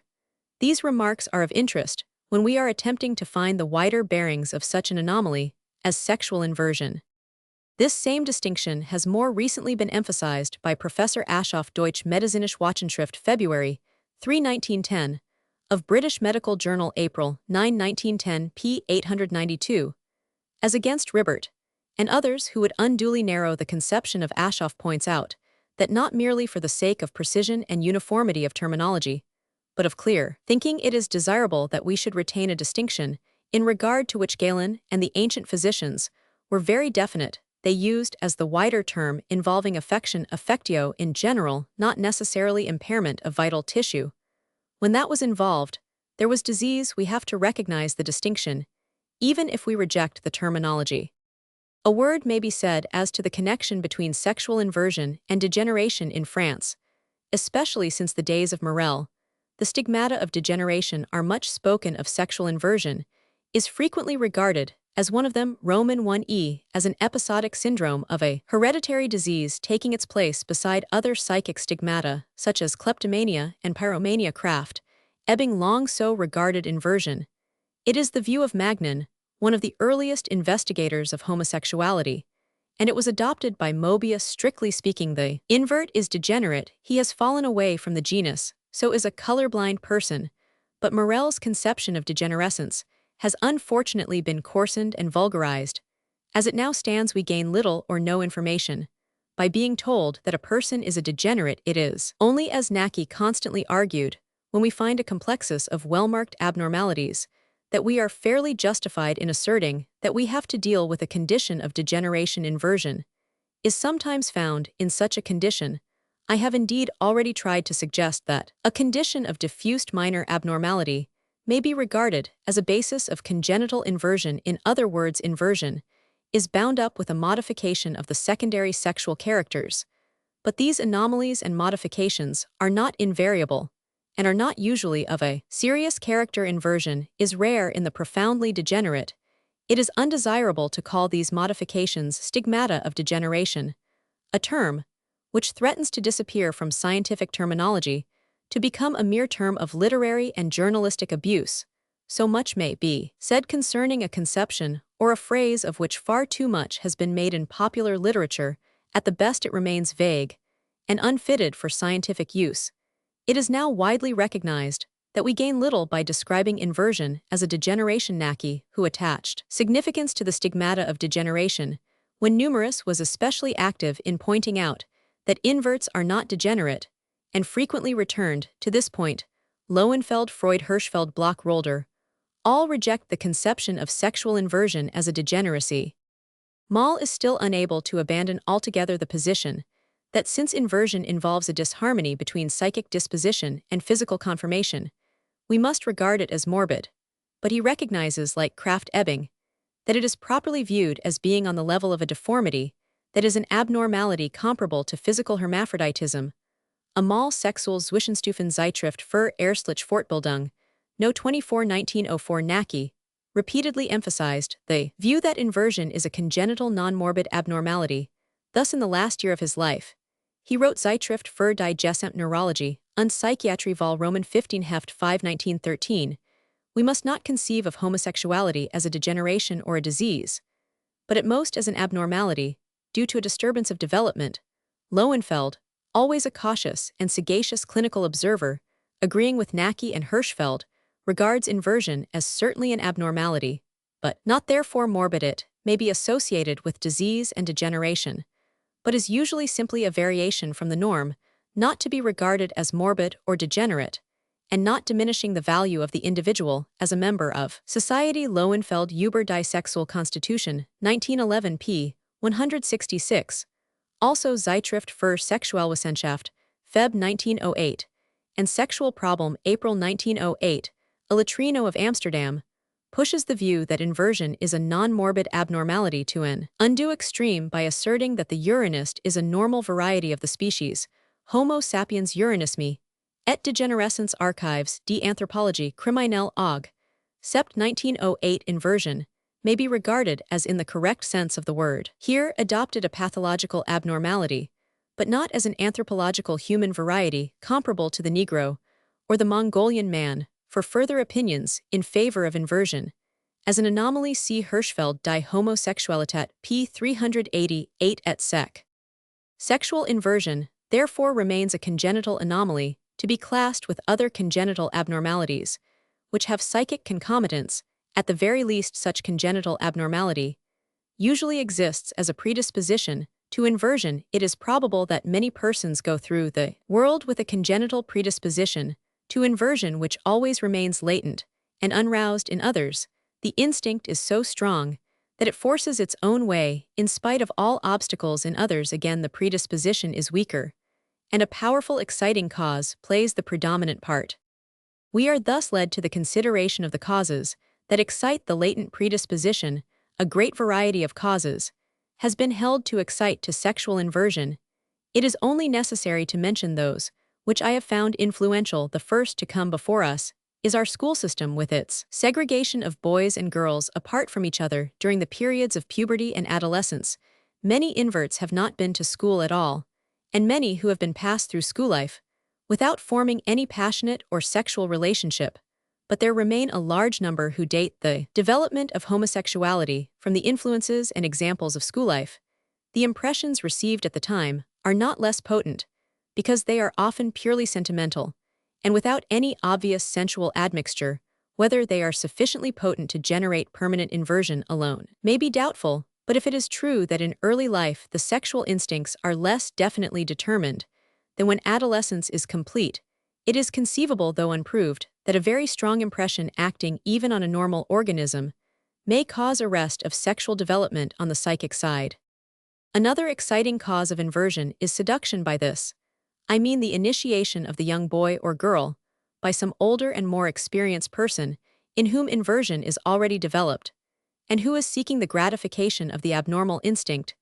This appears to be a not uncommon incident in the early history of sexual inverts, that such seduction, sometimes an abrupt and inconsiderate act of mere sexual gratification, could by itself produce a taste for homosexuality, is highly improbable in individuals not already predisposed. It is far more likely to produce disgust, as it did in the case of the youthful Rouse. He only can be seduced, as Moll puts it, who is capable of being seduced. No doubt, it frequently happens in these, as so often in more normal seductions, that the victim has offered a voluntary or involuntary invitation. Another exciting cause of inversion, to which little importance is usually attached, but which I find to have some weight, is disappointment in normal love. It happens that a man in whom the homosexual instinct is yet only latent, or at all events held in a state of repression, tries to form a relationship with a woman, This relationship may be ardent on one or both sides, but often doubtless, from the latent homosexuality of the literate, comes to nothing. Such love disappointments, in a more or less acute form, occur at some time or another to nearly everyone. But in these persons, the disappointment with one woman constitutes motive strong enough to discuss the lover with the whole sex and to turn his attention toward his own sex. It is evident that the instinct which can thus be turned round can scarcely be strong, and it seems probable that in some of these cases, the episode of normal love simply serves to bring home to the invert the fact that he is not made for normal love. In other cases, it seems, especially those that are somewhat feeble-minded and unbalanced, that a love disappointment really does poison the normal instinct, and a more or less impotent love for women becomes an equally impotent love for men. The prevalence of homosexuality among prostitutes may be to a large extent explained by a similar and better founded disgust with normal sexuality. These three influences, for example, at school seduction, disappointment in normal level of them, drawing the subject away from the opposite sex, and concentrating him on his own sex, are exciting causes of inversion, but they require a favorable organic predisposition to act on, while there are a large number of cases in which no exciting cause at all can be found, but in which from earliest childhood, the subject's interest seems to be turned on his own sex, and continues to be so turned throughout life. At this point, I conclude the analysis of the psychology of sexual inversion as it presents itself to me. I have sought only to bring out the more salient points, neglecting minor points, neglecting also those groups of inverts who may be regarded as of secondary importance. The average invert moving in ordinary society is a person of average general health, though very frequently with hereditary relationships that are markedly neurotic. He is usually the subject of a congenital predisposing abnormality or complexus of minor abnormalities, making it difficult or impossible for him to feel sexual attraction to the opposite sex, and easy to feel sexual attraction to his own sex. This abnormality either appears spontaneously from the first by development or arrest of development, or it is called into activity by some accidental circumstance. Chapter Romans 7 Conclusions. The prevention of homosexuality, the influence of the school coeducation, the treatment of sexual inversion, castration, hypnotism, associational therapy, psychoanalysis, mental and physical hygiene, marriage, the children of inverts, the attitude of society, the horror aroused by homosexuality, Justinian, the code, Napoleon, the state of the law in Europe, today Germany, England. What should be our attitude toward homosexuality? Having now completed the psychological analysis of the sexual invert, so far as I have been able to study him, it only remains to speak briefly of the attitude of society and the law first. However, a few words as to the medical and hygienic aspects of inversion. The preliminary question of the prevention of homosexuality is in too vague a position at present to be profitably discussed. So far as the really congenital invert is concerned, prevention can have but small influence, but sound social hygiene should render difficult the acquisition of homosexual perversity, or what has been termed pseudo-homosexuality. It is the school which is naturally the chief theater of immature and temporary homosexual manifestations, partly because school life largely coincides with the period during which the sexual impulse, frequently, tends to be undifferentiated, and partly because, in the traditions of large and old schools, an artificial homosexuality is often deeply rooted. Homosexuality in English schools has already been briefly referred to in chapter Roman 3. As a precise and interesting picture of the phenomena in French schools, I may mention a story by Albert Nordal, Les Adolescents' Passions, 1913, written immediately after the author left college, though not published until more than 25 years later, and clearly based on personal observation and experience.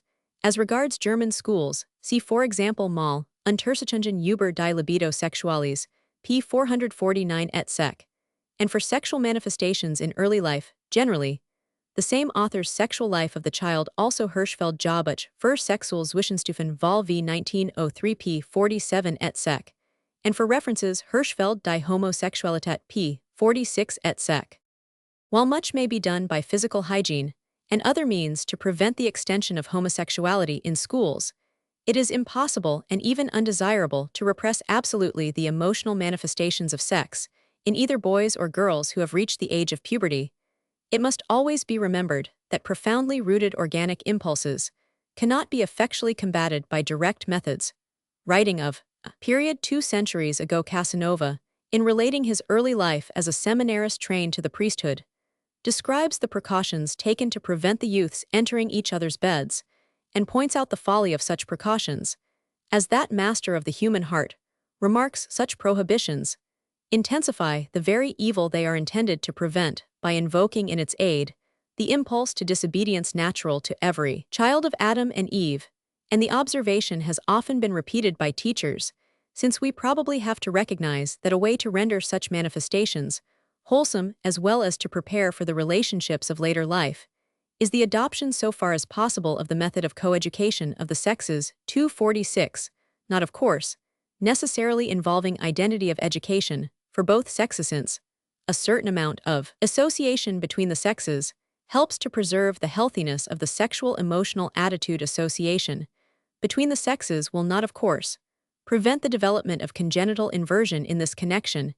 It is pointed out by Beth that it was precisely in Sparta and Lesbos, where homosexuality was most ideally cultivated, that the sexes so far as we know associated more freely than in any other Greek state.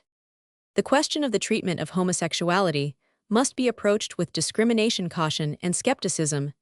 Nowadays, we can have but little sympathy with those who at all costs are prepared to cure the invert.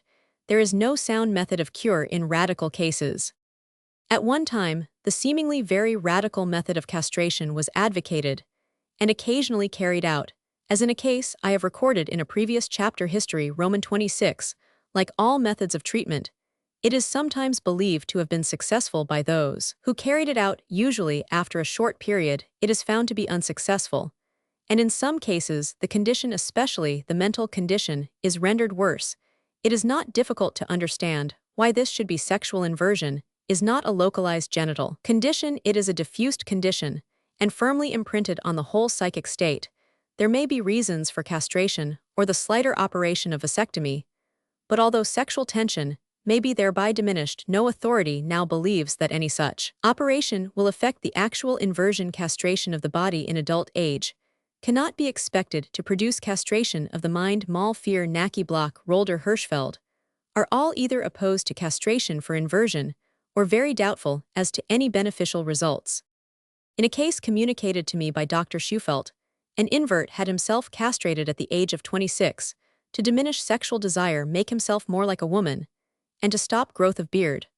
But the only apparent physical effect, he wrote, was to increase my weight 10% and render me a semi-invalid for the rest of my life. After 2 years my sexuality decreased, but that may have been due to satiety or to advancing years. I was also rendered more easily irritated over trifles, and more revengeful. Terrible criminal autosuggestions came into my head, never experienced before. Fear Review to Chirurgy, March 10, 1905, published the case of an invert of English origin who had been castrated. The inverted impulse remained unchanged as well as sexual desire, and the aptitude for erection, but neurasthenic symptoms which had existed before were aggravated. He felt less capable to resist his impulses, became migratory in his habits of life, and addicted to the use of laudanum. In a case recorded by Roman 100 H. Hughes, alienist and neurologist, Aug. 1914, the results were less unsatisfactory. In this case, the dorsal nerve of the penis was first excised without any result. See also alienist and neurologist, Feb. 1904, p. 70. As regards worse than useless results of cutting the pubic nerve, and a year or so later the testes were removed, and the patient gained tranquility and satisfaction. His homosexual inclinations appeared to go, and he began to show inclination for asexualized women, being specially anxious to meet with a woman whose ovaries had been removed on account of inversion. Reference may also be made to Naki die Ersten Castrationen, aus sozialen Gründen auf Europation, Boden Neurologisches, Centralblatt 1909, No 5 and E. Wilhelm, in Juristisch Psychiatrisch, Grenzvergen Vol. Roman 8 Heft 6 and 7, 1911. More trust has usually been placed in the psychotherapeutical than the surgical treatment of homosexuality. At one time, hypnotic suggestion was carried out very energetically on homosexual subjects. Kraft Ebing seems to have been the first distinguished advocate of hypnotism for application to the homosexual. Dr. von Schrank-Notzing displayed special zeal and persistency in this treatment. He undertook to treat even the most pronounced cases of inversion by courses lasting more than a year, and involving in at least one case nearly 150 hypnotic sittings. He prescribed frequent visits to the brothel previous, to which the patient took large doses of alcohol, by prolonged manipulations. A prostitute endeavored to excite erection, a process attended with varying results. It appears that in some cases, this course of treatment was attended by a certain sort of success to which an unlimited goodwill on the part of the patient, it is needless to say, largely contributed. The treatment was, however, usually interrupted by continual backsliding to homosexual practices. And sometimes, naturally, the cure involved a venereal disorder. The patient was enabled to marry and to beget children. It is a method of treatment which seems to have found few imitators. This we need not regret. The histories I have recorded in previous chapters show that it is not uncommon for even a pronounced invert to be able sometimes to effect coitus. It often becomes easy if at the time he fixes his thoughts on images connected with his own sex. But the perversion remains unaffected. The subject is merely as one of Moll's inverts expressed it, practicing masturbation per vaginam. Such treatment is a training in vice. And as Rafalovich points out, the invert is simply perverted and brought down to the vicious level, which necessarily accompanies perversity. There can be no doubt that in slight and superficial cases of homosexuality, suggestion may really exert an influence. We can scarcely expect it to exert such influence when the homosexual tendency is deeply rooted in an organic inborn temperament. In such cases, indeed, the subject may resist suggestion even when in the hypnotic state. This is pointed out by Moll, a great authority on hypnotism, and with much experience of its application to homosexuality, but never inclined to encourage an exaggerated notion of its efficacy. In this field, Forel, who is also an authority on hypnotism, was equally doubtful as to its value in relation to inversion, especially in clearly inborn cases. Krafft-Ebing at the end said little about it, and Nacke, who was himself without faith in this method of treating inversion, stated that he had been informed by the last homosexual case treated by Krafft-Ebing by hypnotism that in spite of all goodwill on the patient's side, the treatment had been quite useless. Fear also had no belief in the efficacy of suggestive treatment, nor has Merzbach nor Rolder. Numa Pretorius states that the homosexual subjects he is acquainted with who had been so treated were not cured, and Hirschfeld remarks that the inverts cured by hypnotism were either not cured or not inverted. Moll has shown his doubt as to the wide applicability of suggestive therapeutics in homosexuality by developing in recent years what he terms association therapy in nearly all perverse individuals. He points out there is a bridge more or less weak, no doubt, which leads to the normal sexual life by developing such links of association with normality. Moll believes it may be possible to exert a healing influence on the homosexual. Thus, a man who is attracted to boys may be brought to love a boyish woman. Indications of this kind have long been observed and utilized, though not developed into a systematic method of treatment, in the case of bisexual individuals, or of youthful subjects whose homosexuality is not fully developed. It is probable that this method is beneficial. It is difficult to believe, however, that it possesses any marked influence on pronounced and developed cases of inversion. Somewhat the same aim as Moll's association therapy, though on the basis of a more elaborate theory, is sought by Freud's psychoanalytic method of treating homosexuality. For the psychoanalytic theory, to which reference was made in the previous chapter, the congenital element of inversion is a rare and usually unimportant factor. The chief part is played by perverse psychic mechanisms. It is the business of psychoanalysis to straighten these out, and from the bisexual constitution, which is regarded as common to everyone, to bring into the foreground the heterosexual elements, and so to reconstruct a normal personality, developing new sexual ideals from the patient's own latent and subconscious nature. Sager has especially occupied himself with the psychoanalytic treatment of homosexuality and claims many successes. Sager admits that there are many limits to the success of this treatment, and that it cannot affect the inborn factors of homosexuality. When present, other psychoanalysts are less sanguine as to the cure of inversion. Steckel appears to have stated that he has never seen a complete cure by psychoanalysis, and Farinesi is not able to give a good account of the results, especially as regards what he terms obsessional homosexuality. He states that he has never succeeded in effecting a complete cure, although obsessions in general are especially amenable to psychoanalysis. I have met with at least 2 homosexual persons who had undergone psychoanalytic treatment, and found it beneficial. One, however, was bisexual, so that the difficulties in the way of the success granting it to be real were not serious. In the other case, the inversion persisted after treatment, exactly the same as before. The benefit he received was due to the fact that he was enabled to understand himself better and to overcome some of his mental difficulties. The treatment, therefore, in his case was not a method of cure, but of psychic hygiene, of what Hirschfeld would call adaptation therapy. There can be no doubt that even if we put aside all effort at cure and regard an invert's condition as inborn and permanent, a large and important field of treatment here still remains.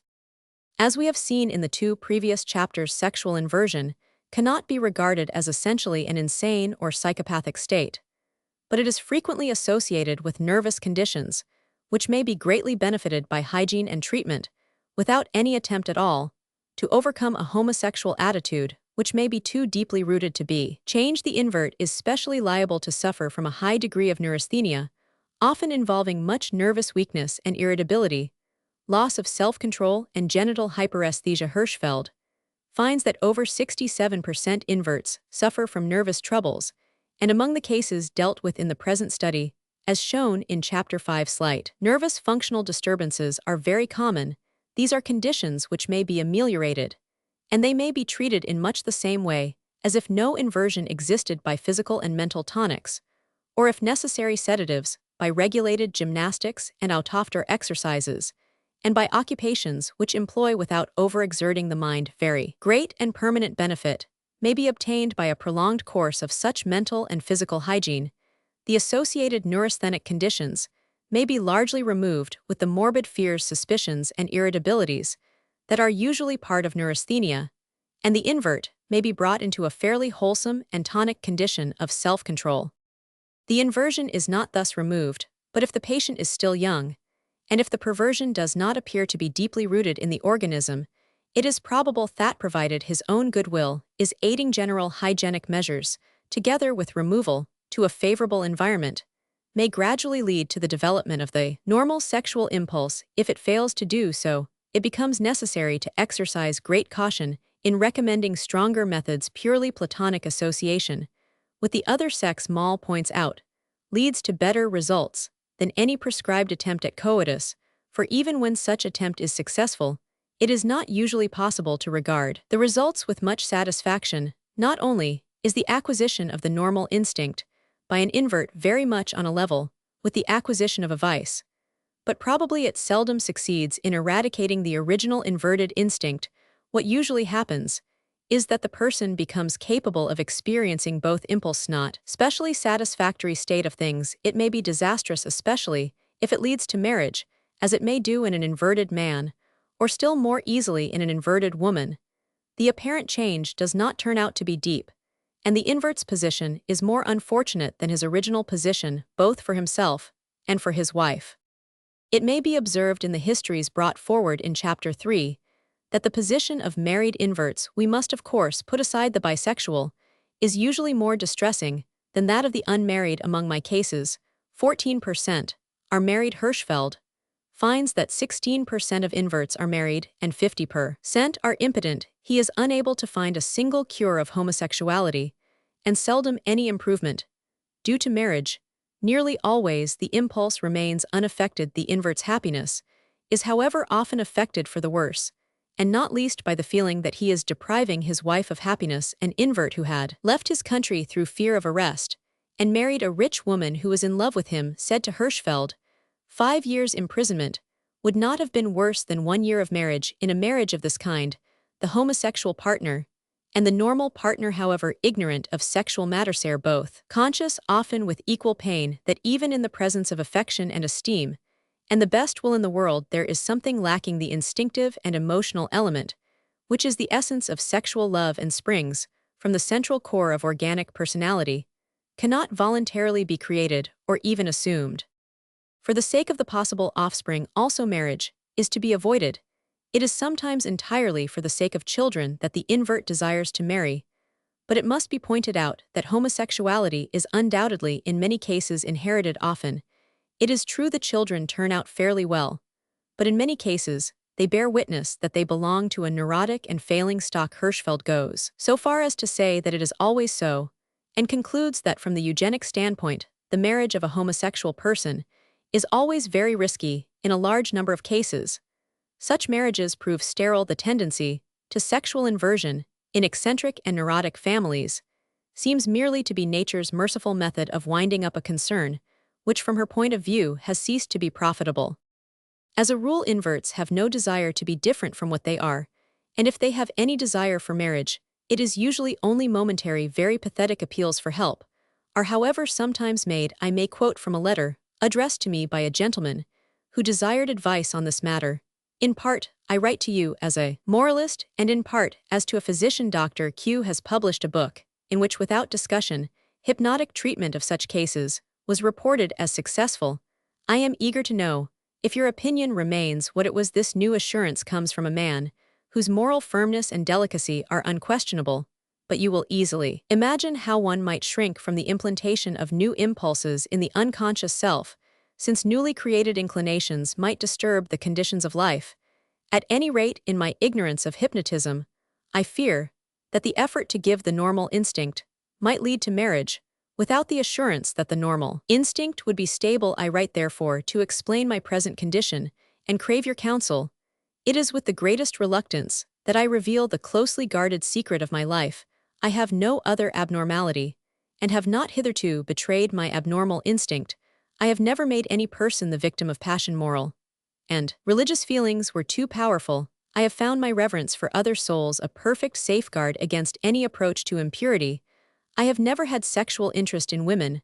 Once I had a great friendship with a beautiful and noble woman, without any mixture of sexual feeling on my part. I was ignorant of my condition, and I have the bitter regret of having caused in her a hopeless love, proudly and tragically concealed to her death. My friendships with younger men have been colored by passion against which I have fought continually. The shame of this has made life a hell, and the horror of this abnormality, since I came to know it as such, has been an enemy to my religious faith. Here there could be no case of a divinely given instinct, which I was to learn to use in a rational and chaste fashion, under the control of spiritual loyalty.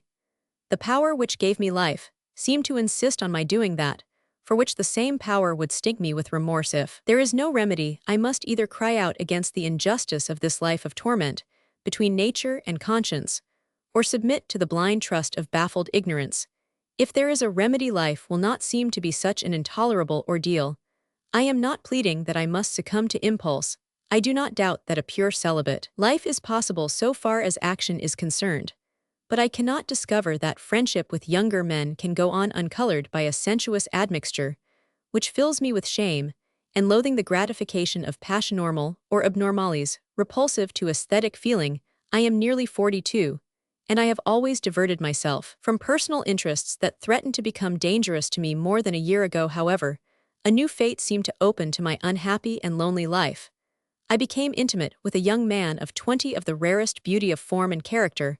I am confident that he is, and always has been, pure. He lives an exalted moral and religious life, dominated by the idea that he and all men are partners of the divine nature, and able in the strength of that nature to be free from evil.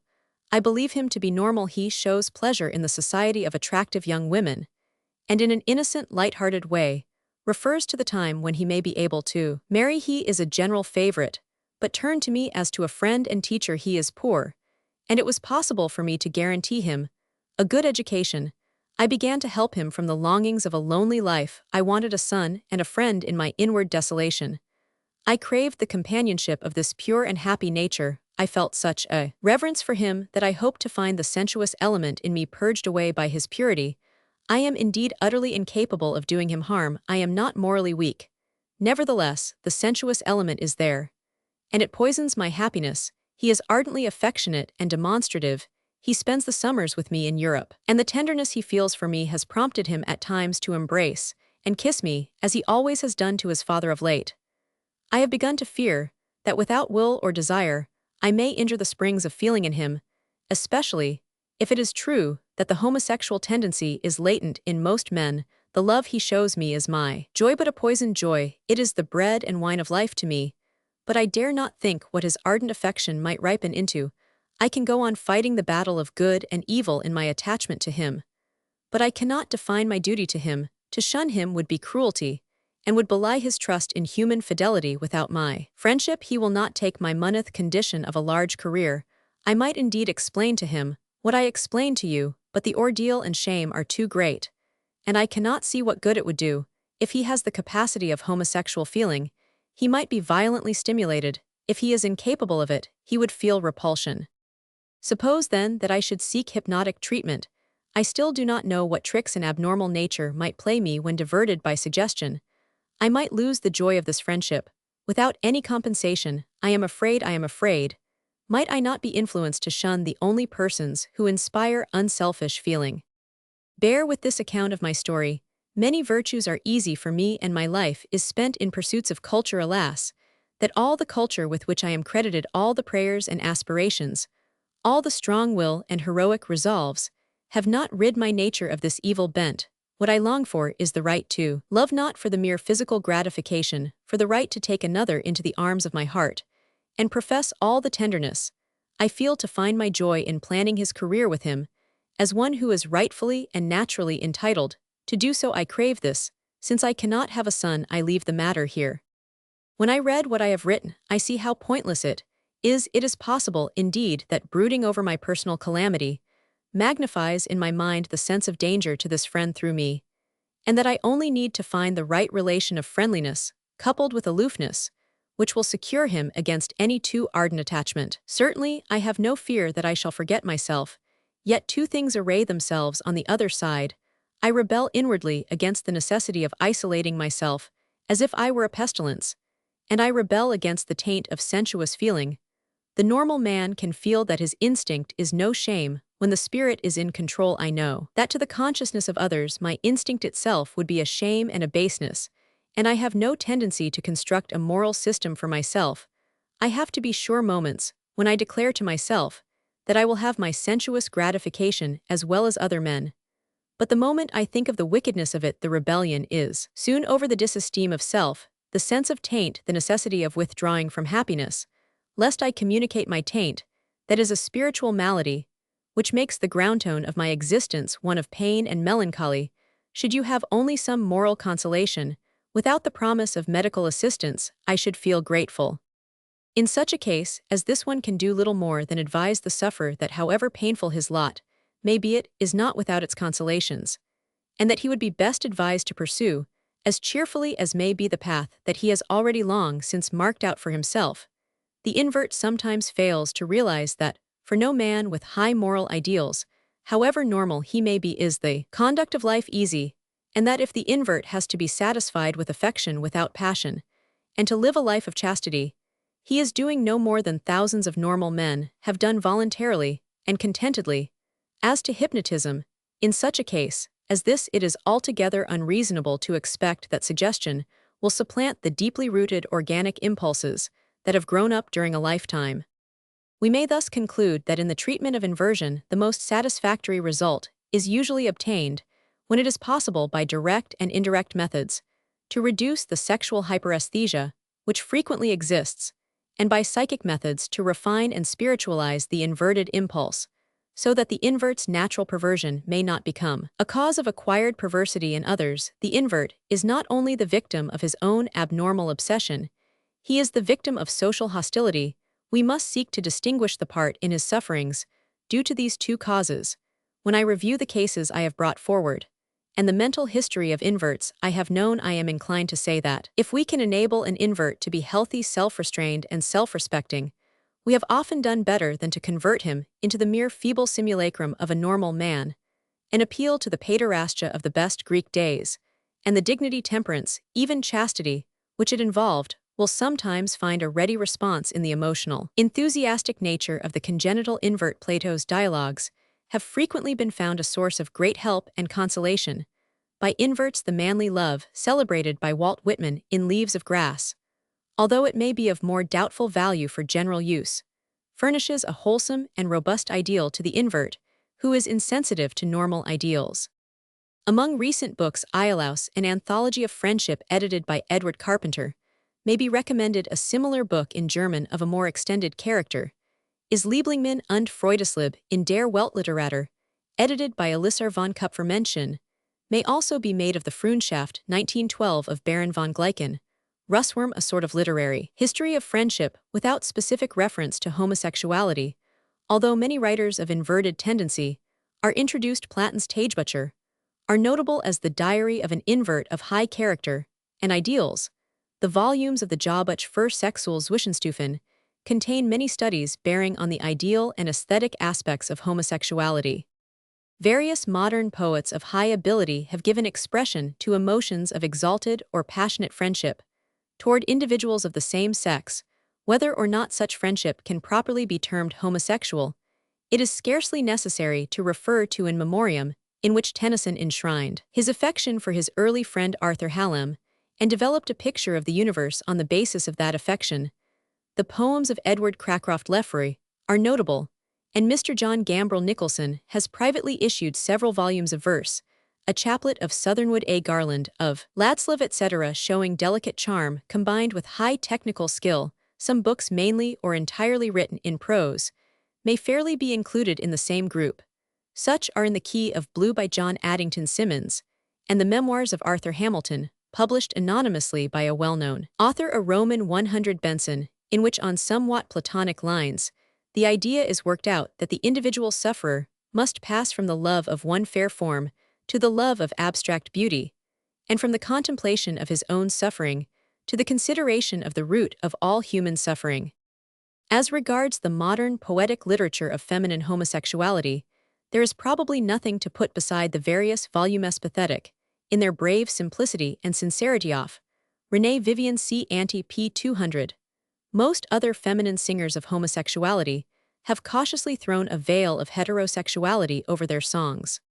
Novels of a more or less definitely homosexual tone are now very numerous in English, French, German, and other languages. In English, the homosexuality is for the most part veiled, and the narrative deals largely with school life and boys, in order that the emotional and romantic character of the relations described may appear more natural. Thus, Tim, an anonymously published book by H. O. Sturgis 1891, described the devotion of a boy to an older boy at Eton, and his death at an early age. Jaspar Tristram, by A. W. Clarke 1899, again, is a well-written story of a schoolboy friendship of homosexual tone.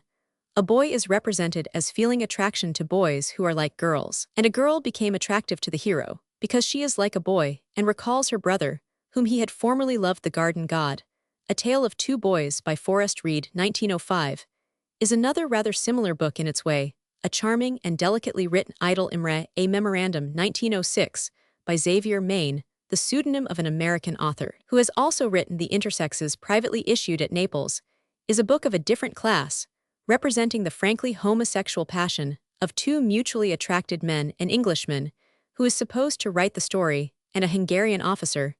It embodies a notable narrative of homosexual development, which is probably more or less real. In French, there are a number of novels dealing with homosexuality, sometimes sympathetically, sometimes with artistic indifference, sometimes satirically. André Gide in El Immoraliste, and other books. Racal de Madame Valette Willy in the well-known Claudine series, may be mentioned among other writers of more or less distinction who have once or oftener dealt with homosexuality. Special reference should be made to the Belgian author George Eekhout, whose Eskel Vigor, prosecuted at Bruges on its publication, is a book of special power, The Homosexual Stories of Essebach, of which El Illu 1902 is considered the best, are of a romantic and sentimental character. Lucian 1910, by Binet Valmer, is a penetrating and scarcely sympathetic study of inversion. Nordal's Les Adolescents' Passions, already mentioned, p. 325, is a notably intimate and precise study of homosexuality. In French schools, it would be easy to mention many others. In Germany, during recent years, many novels of homosexual character have been published. They are not usually, it would seem, of high literary character, but are sometimes notable as being more or less disguised narratives of real fact. Bodies aus eins Manns Mädchenjahren is said to be a faithful autobiography. Der New Werther, ein Hellenische Passionsgeschichte, by Narcissos, 1902, is also said to be authentic. Another book that may be mentioned is Conradin's Ein junger Platos aus dem Leben eins, Entbests 1914, the German belletristic literature of homosexuality, as well as that of other countries, will be found adequately summarized and criticized by Numa Praetorius in the volumes of the Jobbik für Sexualzwischenstufen. See also Hirschfeld's Die Homosexualität pp. 47 and 1018 et seq. It is by some such method of self-treatment as this that most of the more highly intelligent men and women, whose histories I have already briefly recorded, have at last slowly and instinctively reached a condition of relative health and peace, both physical and moral. The method of self-restraint and self-culture, without self-repression, seems to be the most rational method of dealing with sexual inversion when that condition is really organic and deeply rooted. It is better that a man should be enabled to make the best of his own strong natural instincts, with all their disadvantages, than that he should be unsexed and perverted, crushed into a position which he has no natural aptitude to occupy, as both Rafalovich and Fear have insisted it is the ideal of chastity rather than of normal sexuality, which the congenital invert should hold before his eyes. He may not have in him the making of l'homme moyen sensuel.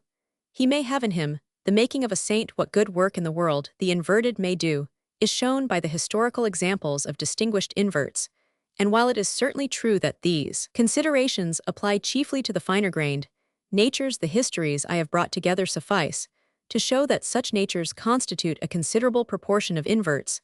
The helplessly gross sexual appetite cannot thus be influenced, but that remains true whether the appetite is homosexual or heterosexual, and nothing is gained by enabling it to feed on women as well as on men.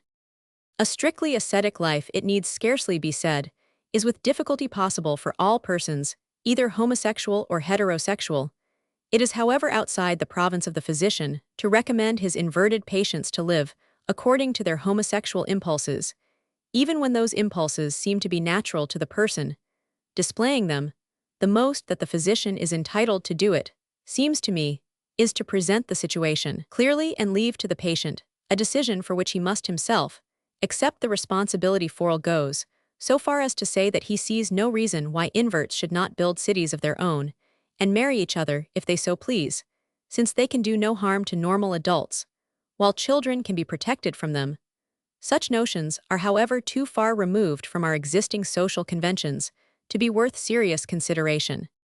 The standpoint here taken up, it may be remarked, by no means denies to the invert a right to the fulfillment of his impulses. Numa Praetorius remarks, it would seem justly that while the invert must properly be warned against unnatural sexual license, and while those who are capable of continence do well to preserve it, to deny all right to sexual activity to the invert merely causes those inverts who are incapable of self-control to throw recklessly aside all restraints. Zeitschrift für Sexualzwischenstufen Vol. Roman 8 1906 p. 726.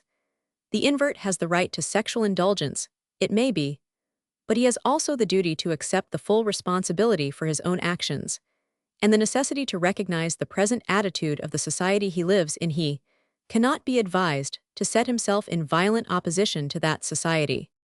The world will not be a tolerable place for pronounced inverts until they are better understood, and that will involve a radical change in general and even medical opinion. An inverted physician of high character and successful in his profession writes to me on this point. The first and easiest thing to do, it seems to me, is to convince the medical profession that we unfortunate people are not only as sane, but as moral as our normal brothers, and that we are even more alive to the supreme necessity of self-control necessary from every point of view than they. It is not license we want, but justice. It is the cruelty and prejudice of convention which we wish to abolish, not the proper and just indignation of society with crimes against the social order. We want to make it possible for us to satisfy our inborn instincts, which are not concerned essentially with sexual acts so-called alone, without thereby becoming criminals. One of us who would under any circumstances seduce a person of his own sex of immature age, and particularly one whose sexual complexion was unknown, deserves the severe punishment which would be meted out to a normal person who did the same to a young girl, but no more. While so long as no public offense is given, there should be no penalty or obloquy whatever attached to sexual acts committed with full consent between mature persons. These acts may or may not be wrong and immoral, just as sexual acts between mature persons of different sexes may or may not be wrong or immoral. But in neither case has the law any concern, and public opinion should make no distinction between the two. It is in the highest degree important that it should be clearly understood that we want no relaxation of moral obligations. At present we suffer an inconceivably cruel wrong. We have always to remember, and there is indeed no possibility of forgetting, that the question of homosexuality is a social question within certain limits. The gratification of the normal sexual impulse, even outside marriage, arouses no general or profound indignation, and is regarded as a private matter. Rightly or wrongly, the gratification of the homosexual impulse is regarded as a public matter. This attitude is more or less exactly reflected in the law. Thus it happens that whenever a man is openly detected in a homosexual act, however exemplary, his life may previously have been, however admirable it may still be in all other relations, every ordinary normal citizen, however licentious and pleasure-loving his own life, maybe feels it a moral duty to regard the offender as hopelessly damned, and to help in hounding him out of society. At very brief intervals cases occur, and without reaching the newspapers are more or less widely known, in which distinguished men in various fields, not seldom clergymen, suddenly disappear from the country, or commit suicide, in consequence of some such exposure, or the threat of it. It is probable that many obscure tragedies could find their explanation in a homosexual cause. Some of the various tragic ways in which homosexual passions are revealed to society may be illustrated by the following communication from a correspondent, not himself inverted, who here narrates cases that came under his observation in various parts of the United States. The cases referred to will be known to many, but I have disguised the names of persons and places. At the age of 14, I was a chorister at church, whose choirmaster, an Englishman named Roman 1000 W. Roman 1000, was an accomplished man, seemingly a perfect gentleman, and a devout churchman. He never seemed to care for the society of ladies, never mingled much with the men, but sought companionship with the choristers of my age. He frequently visited at the homes of his favorites to tea, and when he asked the parents' consent for George's or Frank's company on an excursion or to the theater, and then to spend the night with him, such request was invariably granted. I shall ever remember my first night with him. He began by fondling and caressing me, quieting my alarm by assurances of not hurting me, and after invoking me to secrecy, and with promises of many future pleasures, I consented to his desire, or passion, which he seemed to satisfy by an attempt at fellatio. Was this depravity? I would say no, after reading his subsequent confession, found in his room after his death by suicide. This was brought about by his too intimate relations with the rector's son, who contracted St. Vitus' dance, and in the delirium of a fever that followed from nervous exhaustion told of him and his doings. A thorough investigation took place, and Roman 1000 fled, a broken-hearted and disgraced man, who, as the result of remorse, relentless persecution, and exposure through several years, ended his life by drowning himself in his confession. He spoke of having been raised under a very strong moral restraint, and having lived an exemplary life, with the exception of this strange desire that his willpower could not control.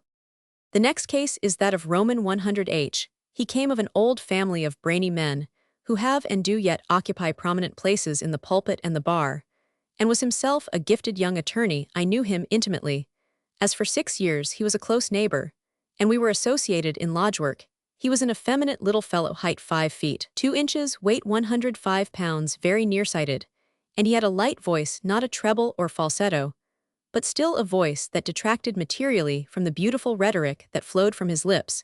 He had served his country as its representative in the legislature, and had received the nomination for senator over a hard-fought political battle. The last canvass and speeches were made at a town, which was in consequence crowded. That night H had to occupy a room with a stranger named E, a traveling salesman.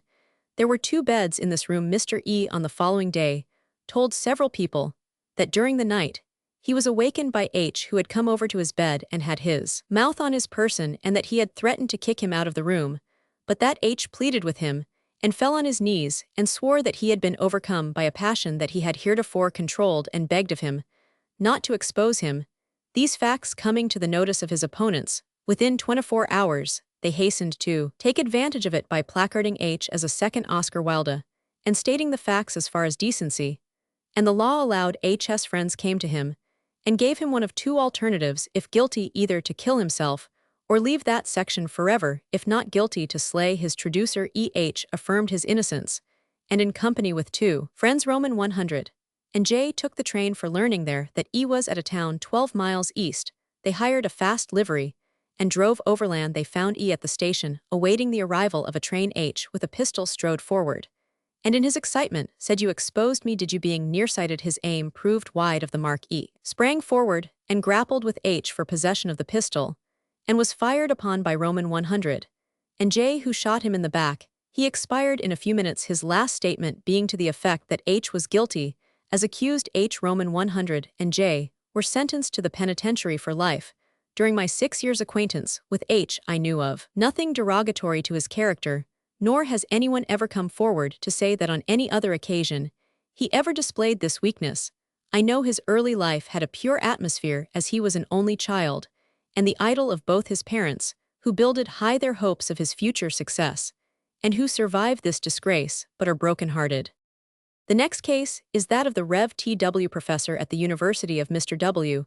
is a scholarly gentleman, affable in his address, eloquent in his oratory, and a fine classical scholar. He was exposed by some of his students, who, to use a slang phrase, accused him of being a headworker at his examination. By the faculty he confessed his weakness, and said he could not control his unholy passion. His resignation was accepted both by the church and the college, and he left. I know of a few other cases that have their peculiar traits, and am confident that these persons did not become possessed of this habit through the so-called indiscretions of youth. As in every case, their early life was freer from contamination than that of 90% of the boys, who on reaching man's estate have, like myself, no desire to deviate from the old-fashioned way formulated by our ancient sire Adam. It can scarcely be said that the consciousness of this attitude of society is favorable to the invert's attainment of a fairly sane and well-balanced state of mind. This is indeed one of the great difficulties in his way, and often causes him to waver between extremes of melancholia and egotistic exaltation. We regard all homosexuality with absolute and unmitigated disgust.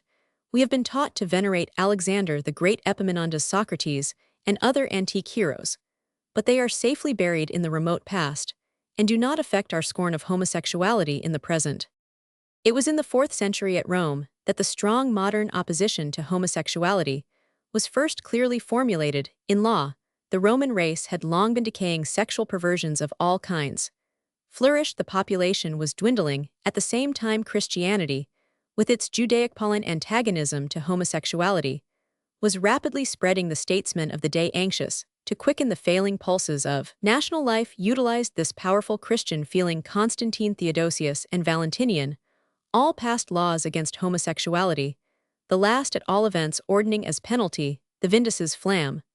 But their enactments do not seem to have been strictly carried out. In the year 538, Justinian, professing terror of certain famines, earthquakes, and pestilences, in which he saw the mysterious recompense which was meat prophesied by St. Paul, issued his edict condemning unnatural offenders to the sword, lest as the result of these impious acts, as the preamble to his novella 77, has it, whole cities should perish together with their inhabitants.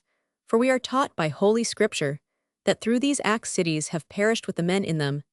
This edict, which Justinian followed up by a fresh ordinance to the same effect, constituted the foundation of legal enactment and social opinion concerning the matter in Europe. For 1300 years in France, the Vindus's flam survived to the last. St. Louis had handed over these sacrilegious offenders to the church to be burned. In 1752, pederasts were burned in the Place de Grève, and only a few years before the Revolution, a Capuchin monk named Pascal was also burned. After the Revolution, however, began a new movement, which has continued slowly and steadily ever since, though it still divides European nations into two groups. Justinian, Charlemagne, and St. Louis had insisted on the sin and sacrilege of sodomy as the ground for its punishment. It was doubtless largely as a religious offense that the Code Napoleon omitted to punish it. The French law makes a clear and logical distinction between crime on the one hand, vice, and irreligion on the other, only concerning itself with the former homosexual practices in private between two consenting adult parties, whether men or women, are absolutely unpunished by the Code Napoleon, and by French law of today only under 3 conditions. Does the homosexual act come under the cognizance of the law as a crime? 1. When there is outrage public, a la pudeur, Roman 1e, when the act is performed in public, or with a possibility of witnesses. 2. When there is violence or absence of consent in whatever degree the act may have been consummated. 3. when one of the parties is underage or unable to give valid consent in some cases, it appears possible to apply Article 334 of the Penal Code, directed against habitual excitation, to debauch of young persons of either sex under the age of 21. This method of dealing with unnatural offenses has spread widely at first because of the political influence of France, and more recently, because such an attitude has commended itself on its merits in Belgium. The law is similar to that of the Code Napoleon, as it is also in Italy, Spain, Portugal, Romania, Japan, and numerous South American lands. In Switzerland, the law is a little vague and varies slightly in the different cantons, but it is not severe in Geneva and some other cantons. There is no penalty. The general tendency is to inflict brief imprisonment when serious complaints have been lodged, and cases can sometimes be settled privately by the magistrate. The only large European countries in which homosexuality per se remains a penal offense appear to be Germany, Austria, Russia, and England. In several of the German states, such as Bavaria and Hanover, simple homosexuality formerly went unpunished, but when the laws of Prussia were in 1871 applied to the new German Empire, this ceased to be the case, and unnatural carnality between males became an offense against the law. This article of the German Code, section 175, has caused great discussion and much practical difficulty, because although the terms of the law make it necessary to understand by wider unzucht other practices besides pedicatio, not every homosexual practice is included. It must be some practice resembling normal coitus. There is a widespread opinion that this article of the Code should be abolished. It appears that at one time an authoritative committee pronounced in favor of this step, and their proposition came near adoption. The Austrian law is somewhat similar to the German, but it applies to women as well as to men. This is logical, for there is no reason why homosexuality should be punished in men and left unpunished in women. In Russia, the law against homosexual practices appears to be very severe, involving in some cases banishment to Siberia and deprivation of civil rights, but it can scarcely be rigorously executed. The existing law in England is severe, but simple carnal knowledge per annum of either a man or a woman or an animal is punishable by a sentence of penal servitude, with not less than 3 years, or of imprisonment, with not more than 2 years. Even gross indecency between males, however privately committed, has been since 1885 a penal offense. The clause is open to criticism.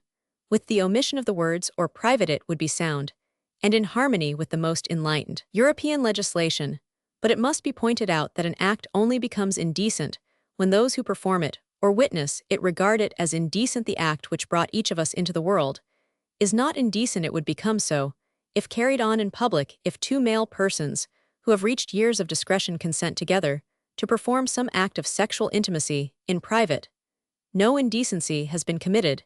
If one of the consenting parties subsequently proclaims the act, indecency may doubtless be created, as may happen also in the case of normal sexual intercourse, but it seems contrary to good policy that such proclamation should convert the act itself into a penal offense. Moreover, gross indecency between males usually means some form of mutual masturbation. No penal code regards masturbation as an offense, and there seems to be no sufficient reason why mutual masturbation should be so regarded. The main point to be ensured is that no boy or girl who has not reached years of discretion should be seduced or abused by an older person, and this point is equally well guaranteed on the basis introduced by the Code Napoleon. However shameful, disgusting, personally immoral, and indirectly antisocial it may be for two adult persons of the same sex, men or women, to consent together to perform an act of sexual intimacy in private, there is no sound or adequate ground for constituting such act a penal offense by law. One of the most serious objections to the legal recognition of private gross indecency is the obvious fact that only in the rarest cases can such indecency become known to the police, and we thus perpetrate what is very much like a legal farce, the breaking of few laws, as Moll truly observes regarding the German law, so often goes unpunished. As of this, it is the same in England, as is amply evidenced by the fact that of the English sexual inverts, whose histories I have obtained, not one, so far as I am aware, has ever appeared in a police court on this charge.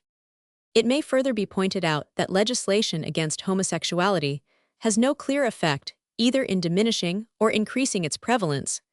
This must necessarily be so as regards the kernel of the homosexual group, if we are to regard a considerable proportion of cases as congenital in France. Homosexuality, per se, has been untouched by the law for a century, yet it abounds chiefly, it seems, among the lowest in the community.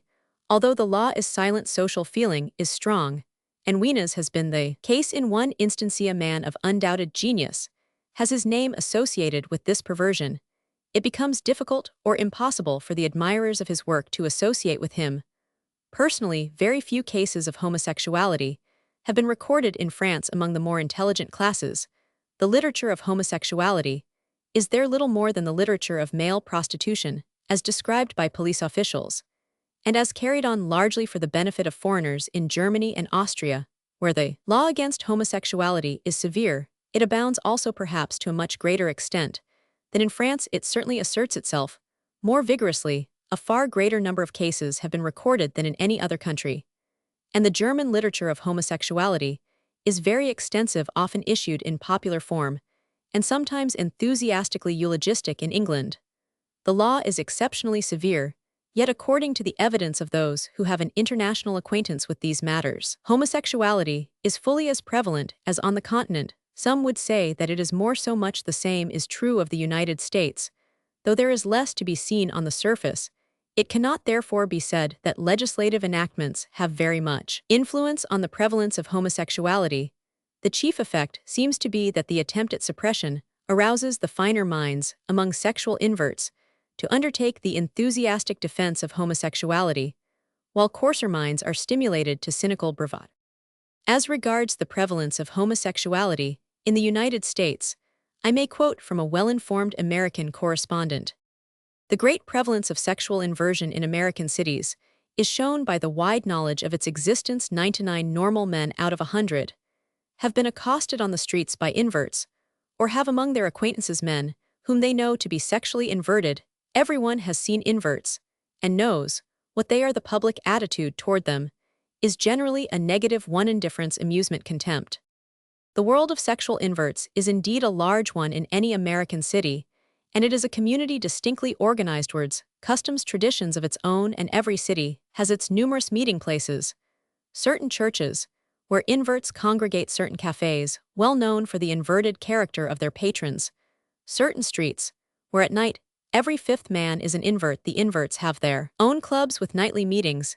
These clubs are really dancing halls attached to saloons, and presided over by the proprietor of the saloon himself, almost invariably an invert, as are all the waiters and musicians. The frequenters of these places are male sexual inverts, usually ranging from 17 to 30 years of age. Sightseers find no difficulty in gaining entrance. Truly, they are welcomed for the drinks they buy for the company and other reasons. Singing and dancing turns by certain favorite performers are the features of these gatherings, with much gossip and drinking at the small tables ranged along the four walls of the room. The habitués of these places are generally inverts of the most pronounced type. Roman 1. The completely feminine in voice and manners, with the characteristic hip motion in their walk, though I have never seen any approach to feminine dress there. Doubtless the desire for it is not wanting, and only police regulations relegate it to other occasions and places. You will rightly infer that the police know of these places and endure their existence for a consideration. It is not unusual for the inquiring stranger to be directed there by a policeman. The Oscar Wilde trial, c. ante p. 48, with its wide publicity and the fundamental nature of the questions it suggested, appears to have generally contributed to give definiteness and self-consciousness to the manifestations of homosexuality, and to have aroused inverts to take up a definite attitude. I have been assured in several quarters that this is so, and that since that case, the manifestations of homosexuality have become more pronounced. One correspondent writes, "Up to the time of the Oscar Wilde trial, I had not known what the condition of the law was. The moral question in its relation to my own life and that of my friends I reckoned I had solved, but I now had to ask myself how far I was justified in not only breaking the law, but in being the cause of a like breach in others, and others younger than myself. I have never allowed the dictum of the law to interfere with what I deem to be a moral development in any youth for whom I am responsible. I cannot say that the trial made me alter my course of life, of the rightness of which I was too convincingly persuaded, but it made me much more careful, and it probably sharpened my sense of responsibility for the young. Reviewing the results of the trial as a whole, it doubtless did incalculable harm, and it intensified our national vice of hypocrisy, but I think it also may have done some good, in that it made those who like myself have thought and experienced deeply in the matter, and these must be no small fury to strike a blow when the time comes for what we deem to be right, honorable, and clean. From America, a lady writes with reference to the moral position of inverts, though without allusion to the Wilde trial. Inverts should have the courage and independence to be themselves, and to demand an investigation if one strives to live honorably, and considers the greatest good to the greatest number. It is not a crime, nor a disgrace to be an invert. I do not need the law to defend me, neither do I desire to have any concessions made for me, nor do I ask my friends to sacrifice their ideals.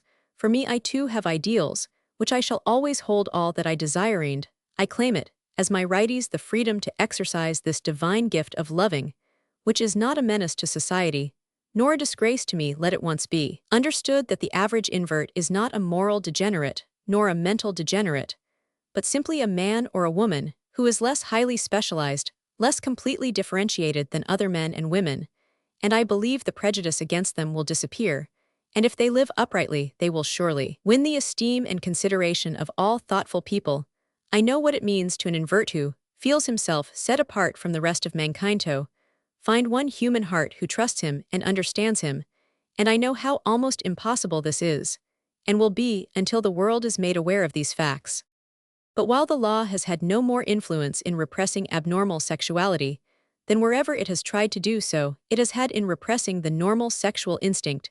It has served to foster another offense, what is called blackmailing in England, chantage in France, and Erpressung in Germany. In other words, the extortion of money by threats of exposing some real or fictitious offense finds its chief field of activity in connection with homosexuality. No doubt the removal of the penalty against simple homosexuality does not abolish blackmailing, as the existence of this kind of chantage in France shows, but it renders its success less probable.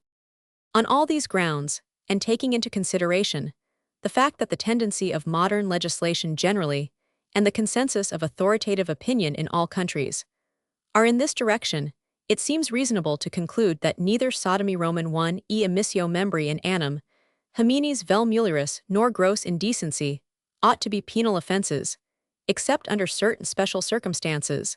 That is to say that if two persons of either or both sexes having reached years of discretion privately consent to practice some perverted mode of sexual relationship, the law cannot be called upon to interfere.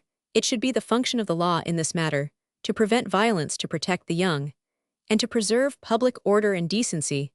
Whatever laws are laid down beyond, this must be left to the individuals themselves, to the moralists, and to social opinion.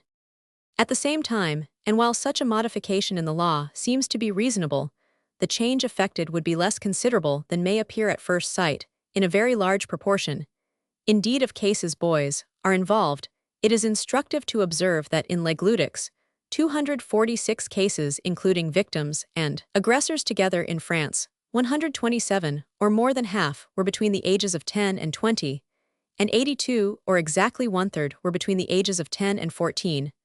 A very considerable field of operation is thus still left for the law. Whatever proportion of cases may meet with no other penalty than social opinion.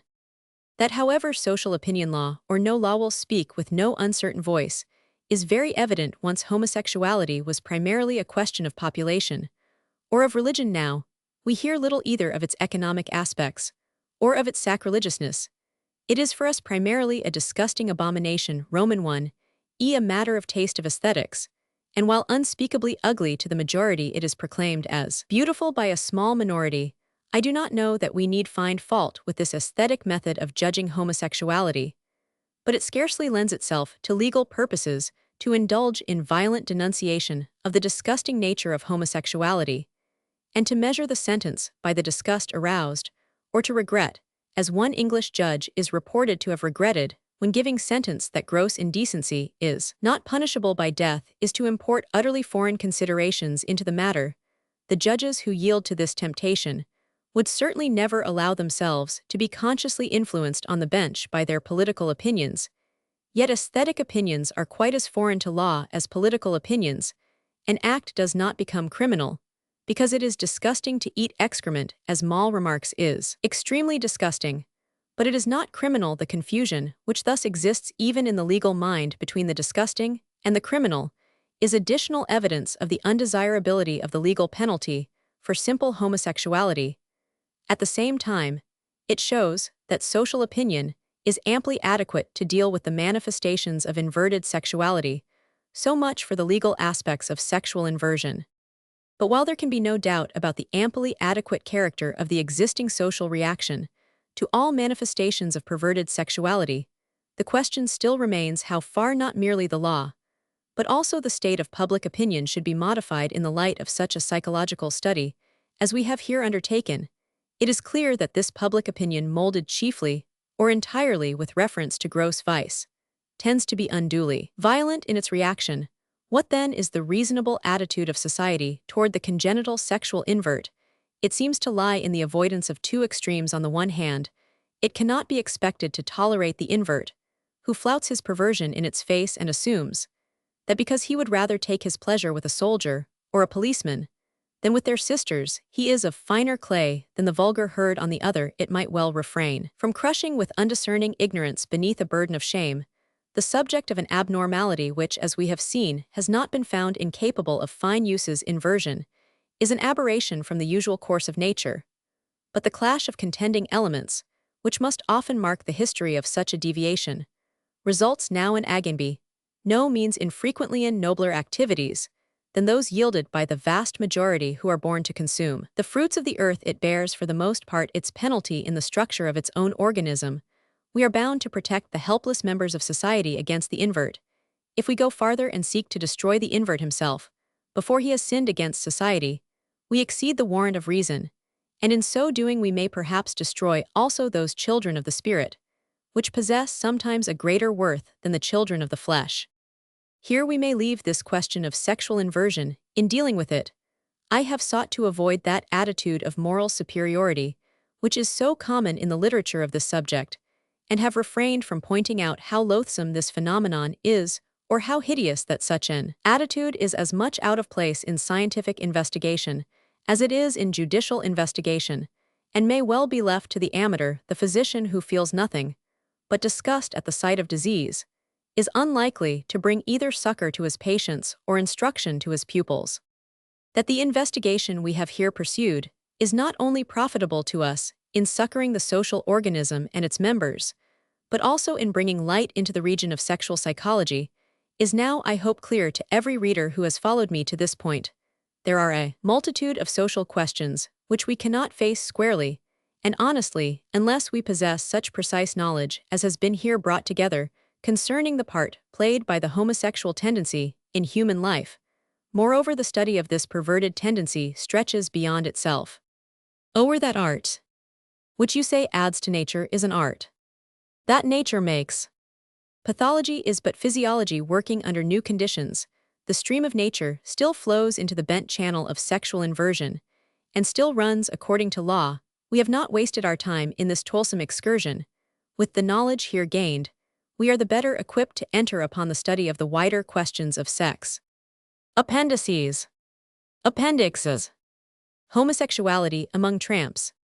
By Josiah Flint. I have made a rather minute study of the tramp class in the United States, England, and Germany, but I know it best in the States. I have lived with the tramps there for 8 consecutive months, besides passing numerous shorter periods in their company, and my acquaintance with them is nearly of 10 years standing. My purpose in going among them has been to learn about their life in particular and outcast life in general. This can only be done by becoming part and parcel of its manifestations. There are 2 kinds of tramps in the United States: autoworks and hobos. The autoworks are not genuine vagabonds, they really want work, and have no sympathy with the hobos. The latter are the real tramps. They make a business of begging, a very good business too, and keep at it, as a rule, to the end of their days. Whiskey and wanderlust, or the love of wandering, are probably the main causes of their existence, but many of them are discouraged criminals, men who have tried their hand at crime, and find that they lack criminal wit. They become tramps because they find that life on the road comes the nearest to the life they hoped to lead. They have enough talent to do very well as beggars, better, generally speaking, than the men who have reached the road. Simply as drunkards, they know more about the tricks of the trade, and are clever in thinking out schemes and stories. All genuine tramps in America are, however, pretty much the same as far as manners and philosophy are concerned, and all are equally welcome at the hangout. The class of society from which they are drawn is generally the very lowest of all. But there are some hobos who have come from the very highest, and these latter are frequently as vicious and depraved as their less well-born brethren. Concerning sexual inversion among tramps, there is a great deal to be said, and I cannot attempt to tell all I have heard about it, but merely to give a general account of the matter. Every hobo in the United States knows what unnatural intercourse means, talking about it freely, and according to my finding, every 10th man practices it and defends his conduct. Boys are the victims of this passion. The tramps gain possession of these boys in various ways. A common method is to stop for a while in some town and gain acquaintance with the slum children. They tell these children all sorts of stories about life on the road, how they can ride on the railways for nothing, shoot Indians, and be professionals, and they choose some boy who specially pleases them by smiles and flattering caresses. They let him know that the stories are meant for him alone, and before long, if the boy is a suitable subject, he smiles back just as slyly. In time, he learns to think that he is the favorite of the tramp who will take him on his travels, and he begins to plan secret meetings with the man. The tramp, of course, continues to excite his imagination with stories and caresses, and some fine night, there is one boy less in the town on the road. The lad is called a Prussian, and his protector a jocker. The majority of Prussians are between 10 and 15 years of age, but I have known some under 10 and a few over 15 each, is compelled by hobo law to let his jocker do with him as he will, and many, I fear, learn to enjoy his treatment of them. They are also expected to beg in every town. They come to any laziness on their part, receiving very severe punishment. How the act of unnatural intercourse takes place is not entirely clear. The hobos are not agreed. From what I have personally observed, I should say that it is usually what they call legwork intercrural, but sometimes immissio penis in anum, the boy in either case lying on his stomach. I have heard terrible stories of the physical results to the boy of anal intercourse. One evening near Cumberland, Pennsylvania, I was an unwilling witness of one of the worst scenes that can be imagined in company with 8 hobos. I was in a freight car attached to a slowly moving train. A colored boy succeeded in scrambling into the car, and when the train was well underway again, he was tripped up and seduced, to use the hobo euphemism, by each of the tramps. He made almost no resistance and joked and laughed about the business as if he had expected it. This indeed I find to be the general feeling among the boys when they have been thoroughly initiated. At first they do not submit, and are inclined to run away or fight, but the men fondle and pet them, and after a while, they do not seem to care. Some of them have told me that they get as much pleasure out of the affair as the jocker does. Even little fellows under 10 have told me this, and I have known them to willfully tempt their jockers to intercourse. What the pleasure consists in, I cannot say. The youngsters themselves describe it as a delightful tickling sensation in the parts involved, and this is possibly all that it amounts to among the smallest lads. Those who have passed the age of puberty seem to be satisfied in pretty much the same way that the men are. Among the men, the practice is decidedly one of passion. The majority of them prefer a Prussian to a woman, and nothing is more severely judged than rape. One often reads in the newspapers that a woman has been assaulted by a tramp, but the perverted tramp is never the guilty party. I believe, however, that there are a few hobos who have taken to boys, because women are so scarce on the road. For every woman in Hoboland, there are 100 men. That this disproportion has something to do with the popularity of boys is made clear by the following case. In a jail where I was confined for a month during my life in vagabondage, I got acquainted with a tramp who had the reputation of being a sodomist. One day, a woman came to the jail to see her husband, who was awaiting trial. One of the prisoners said he had known her before she was married and had lived with her. The tramp was soon to be discharged, and he inquired where the woman lived. On learning that she was still approachable, he looked her up immediately after his release and succeeded in staying with her for nearly a month. He told me later that he enjoyed his life with her much more than his intercourse with boys. I asked him why he went with boys at all, and he replied, "'Cause there ain't women enough. If I can't get them, I've got to have the other." It is in jails that one sees the worst side of this perversion. In the daytime, the prisoners are let out into a long hall and can do much as they please. At night, they are shut up too, and even 4 in a cell, If there are any boys in the crowd, they are made use of by all who care to have them. If they refuse to submit, they are gagged and held down. The sheriff seldom knows what goes on, and for the boys to say anything to him would be suicidal. There is a criminal ignorance all over the states concerning the life of these jails, and things go on that would be impossible in any well-regulated prison. In one of these places, I once witnessed the fiercest fight I have ever seen among hobos. A boy was the cause of it. Two men said they loved him, and he seemed to return the affection of both with equal desire. A fight with razors was suggested to settle who should have him. The men prepared for action. While the crowd gathered round to watch, they slashed away for over half an hour, cutting each other terribly, and then their backers stopped them for fear of fatal results. The boy was given to the one who was hurt the least. Jealousy is one of the first things one notices in connection with this passion. I have known them to withdraw entirely from the hangout life, simply to be sure that their Prussians were not touched by other tramps. Such attachments frequently last for years, and some boys remain with their first jockers until they are emancipated. Emancipation means freedom to snare some other boy and make him submit as the other had been obliged to submit. When younger, as a rule, the Prussian is freed when he is able to protect himself. If he can defend his honor from all who come, he is accepted into the class of old stagers, and may do as he likes. This is the one reward held out to Prussians during their apprenticeship. They are told that some day they can have a boy and use him as they have been used. Thus Hoboland is always sure of recruits. It is difficult to say how many tramps are sexually inverted. It is not even certainly known how many vagabonds there are in the country. I have stated in one of my papers on tramps that, counting the boys, there are between 50 and 60,000 genuine hobos in the United States. A vagabond in Texas who saw this statement wrote me that he considered my estimate too low. The newspapers have criticized it as too high, but they are unable to judge if my figures are, as I believe, at least approximately correct. The sexually perverted tramps may be estimated at between 5 and 6,000. This includes men and boys. I have been told lately by tramps that the boys are less numerous than they were a few years ago. They say that it is now a risky business to be seen with a boy, and that it is more profitable as far as begging is concerned to go without them.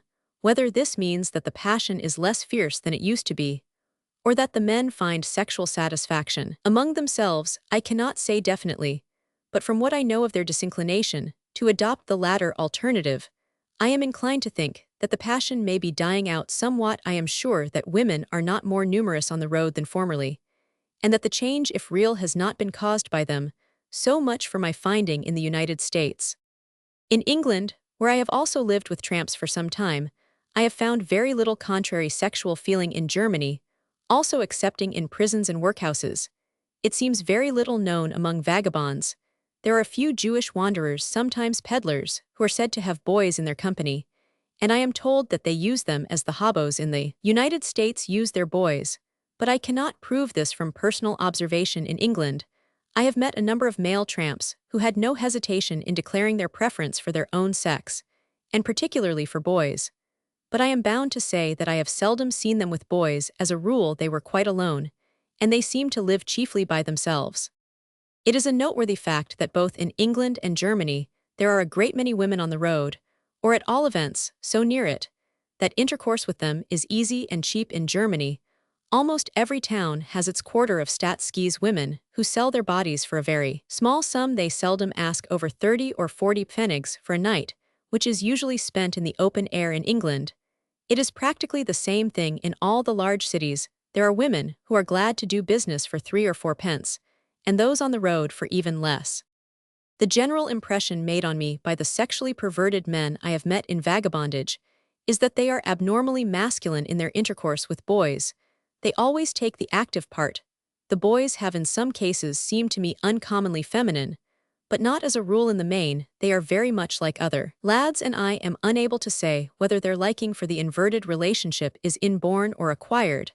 That it is, however, a genuine liking in altogether too many instances, I do not in the least doubt. As such, and all the more, because it is such, it deserves to be more thoroughly investigated and more reasonably treated.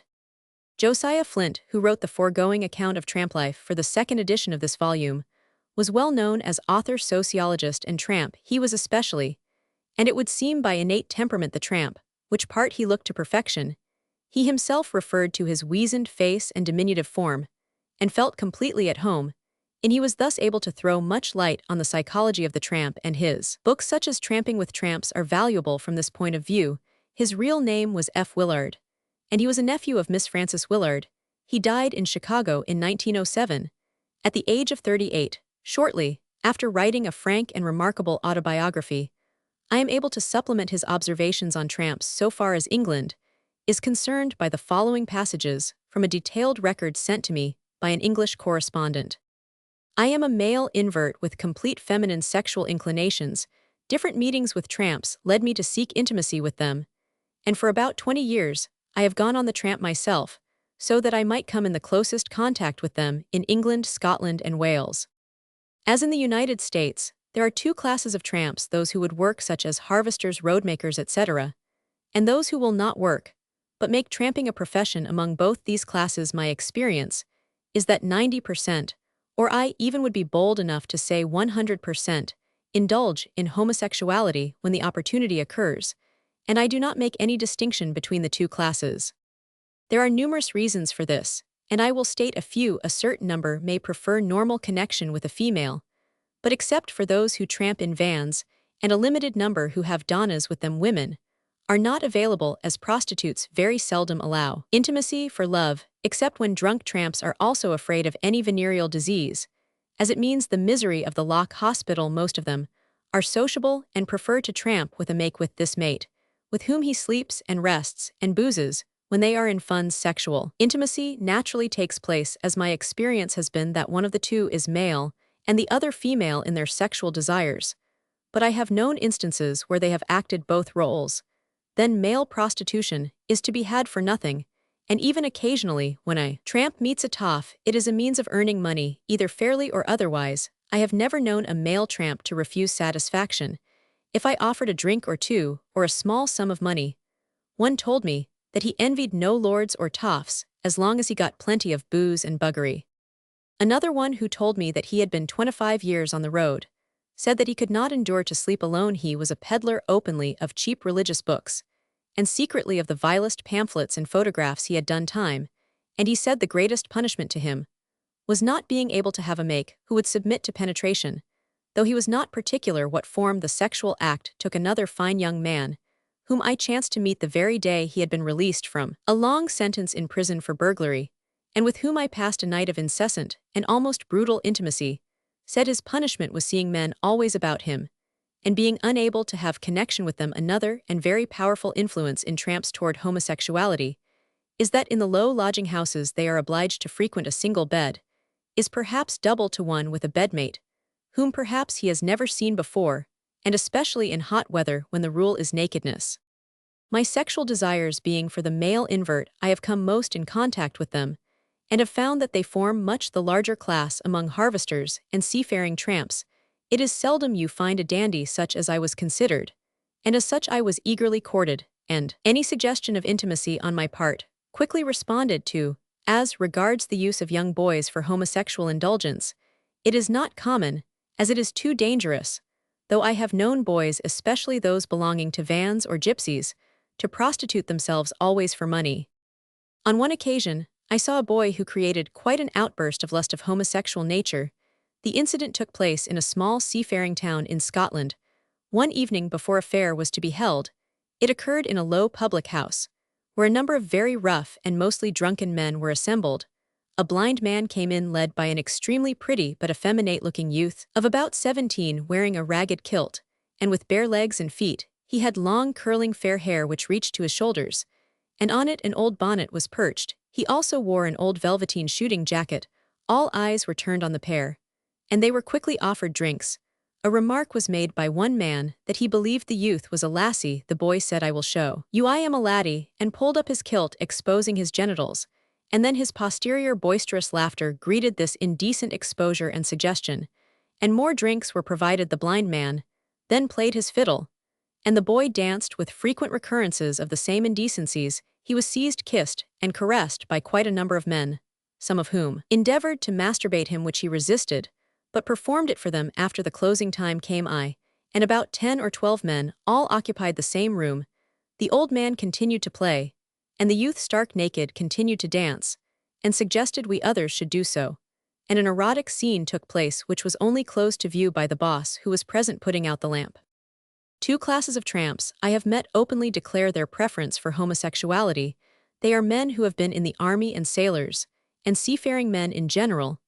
It is said that Jack has a wife in every port, but I believe from my experience that the wife in many cases is of the male sex, and this among those of all nationalities, as is the case with soldiers among these also jealousy, is more common than amongst ordinary tramps, and if you are dandy to a soldier if you make advances, or receive them from a senior trouble, is likely to occur between them. I could give many instances of my own personal experiences to show that tramps are looked upon by men in the country districts as legitimate, complacent, and purchasable objects for homosexual lust. Appendix B. The school friendships of girls. Roman 1a school friendship is termed by Italian girls a flame flamma.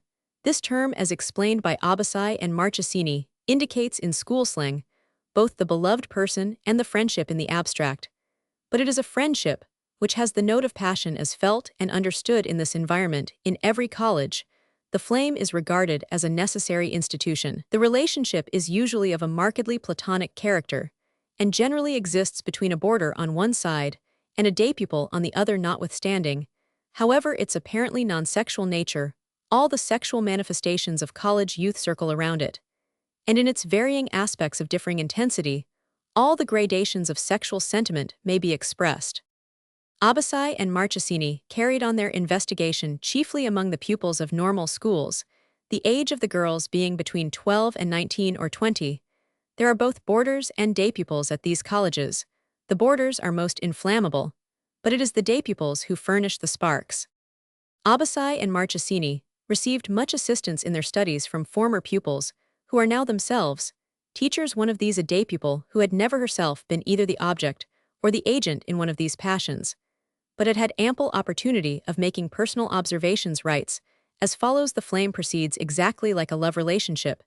It often happens that one of the girls shows manlike characteristics, either physical type or in energy and decision of character. The other lets herself be loved, acting with all the obstinacy, and one might almost say the shyness off a girl with her lover. The beginning of these relationships is quite different from the usual beginnings of friendship.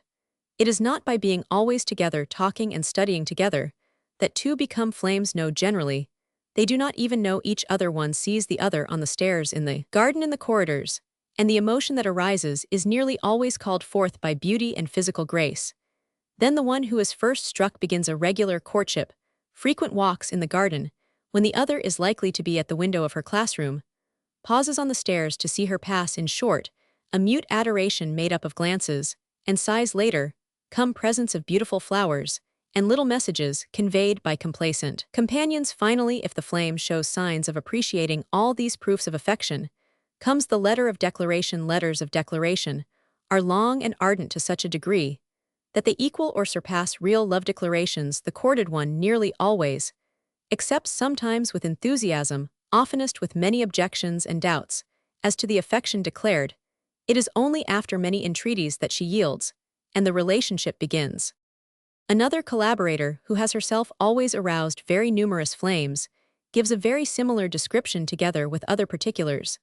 Thus she states: it may be said that 60% of the girls in a college have flame relationships, and that of the remaining 40 only half refuse from deliberate repulsion to such affections. The other 20 are excluded either because they are not sufficiently pleasing in appearance, or because their characters do not inspire sympathy.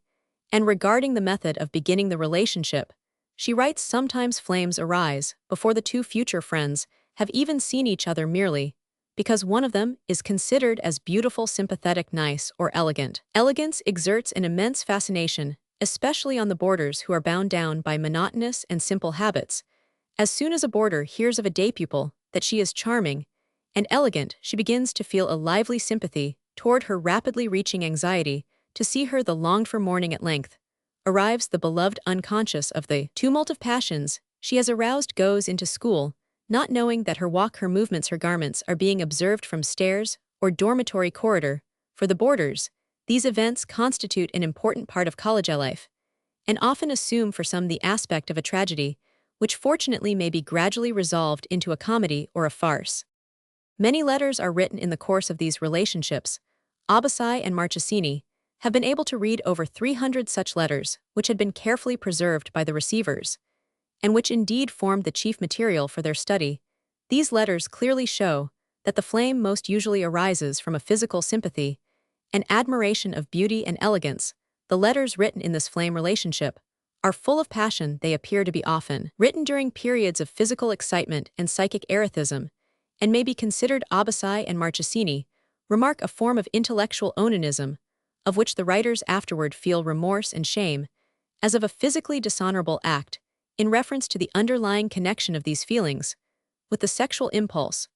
One of the lady collaborators writes, "I can say that a girl who is in love with a man never experiences flame emotions for a companion." Abbassai and Marchesini thus summarize the differential character of flames as distinguished from ordinary friendships. 1. The extraordinary frequency with which, even by means of subterfuges, the lovers exchange letters. 2. The anxiety to see and talk to each other, to press each other's hands, to embrace and kiss. 3. The long conversations and the very long reveries. 4. Persistent jealousy, with its manifold arts and usual results. 5. Exaltation of the beloved's qualities. 6. The habit of writing the beloved's name everywhere. 7. Absence of envy for the loved ones qualities. 8. The lover's abnegation in conquering all obstacles to the manifestations of her love. 9. The vanity with which some respond to flame declarations. 10. The consciousness of doing a prohibited thing. 11. The pleasure of conquest, of which the trophies, letters, etc. are preserved. The difference between a flame and a friendship is very well marked in the absolute exclusiveness of the former, whence arises the possibility of jealousy. At the same time, friendship and love are here woven together. The letters are chaste, a few exceptions among so many letters, not affecting this general rule. And the purity of the flame relationship is also shown by the fact that it is usually between boarders and day pupils, girls in different classes and different rooms, and seldom between those who are living in close proximity to each other. Certainly, writes one of the lady collaborators, the first sensual manifestations develop in girls, with physical excitement pure and simple.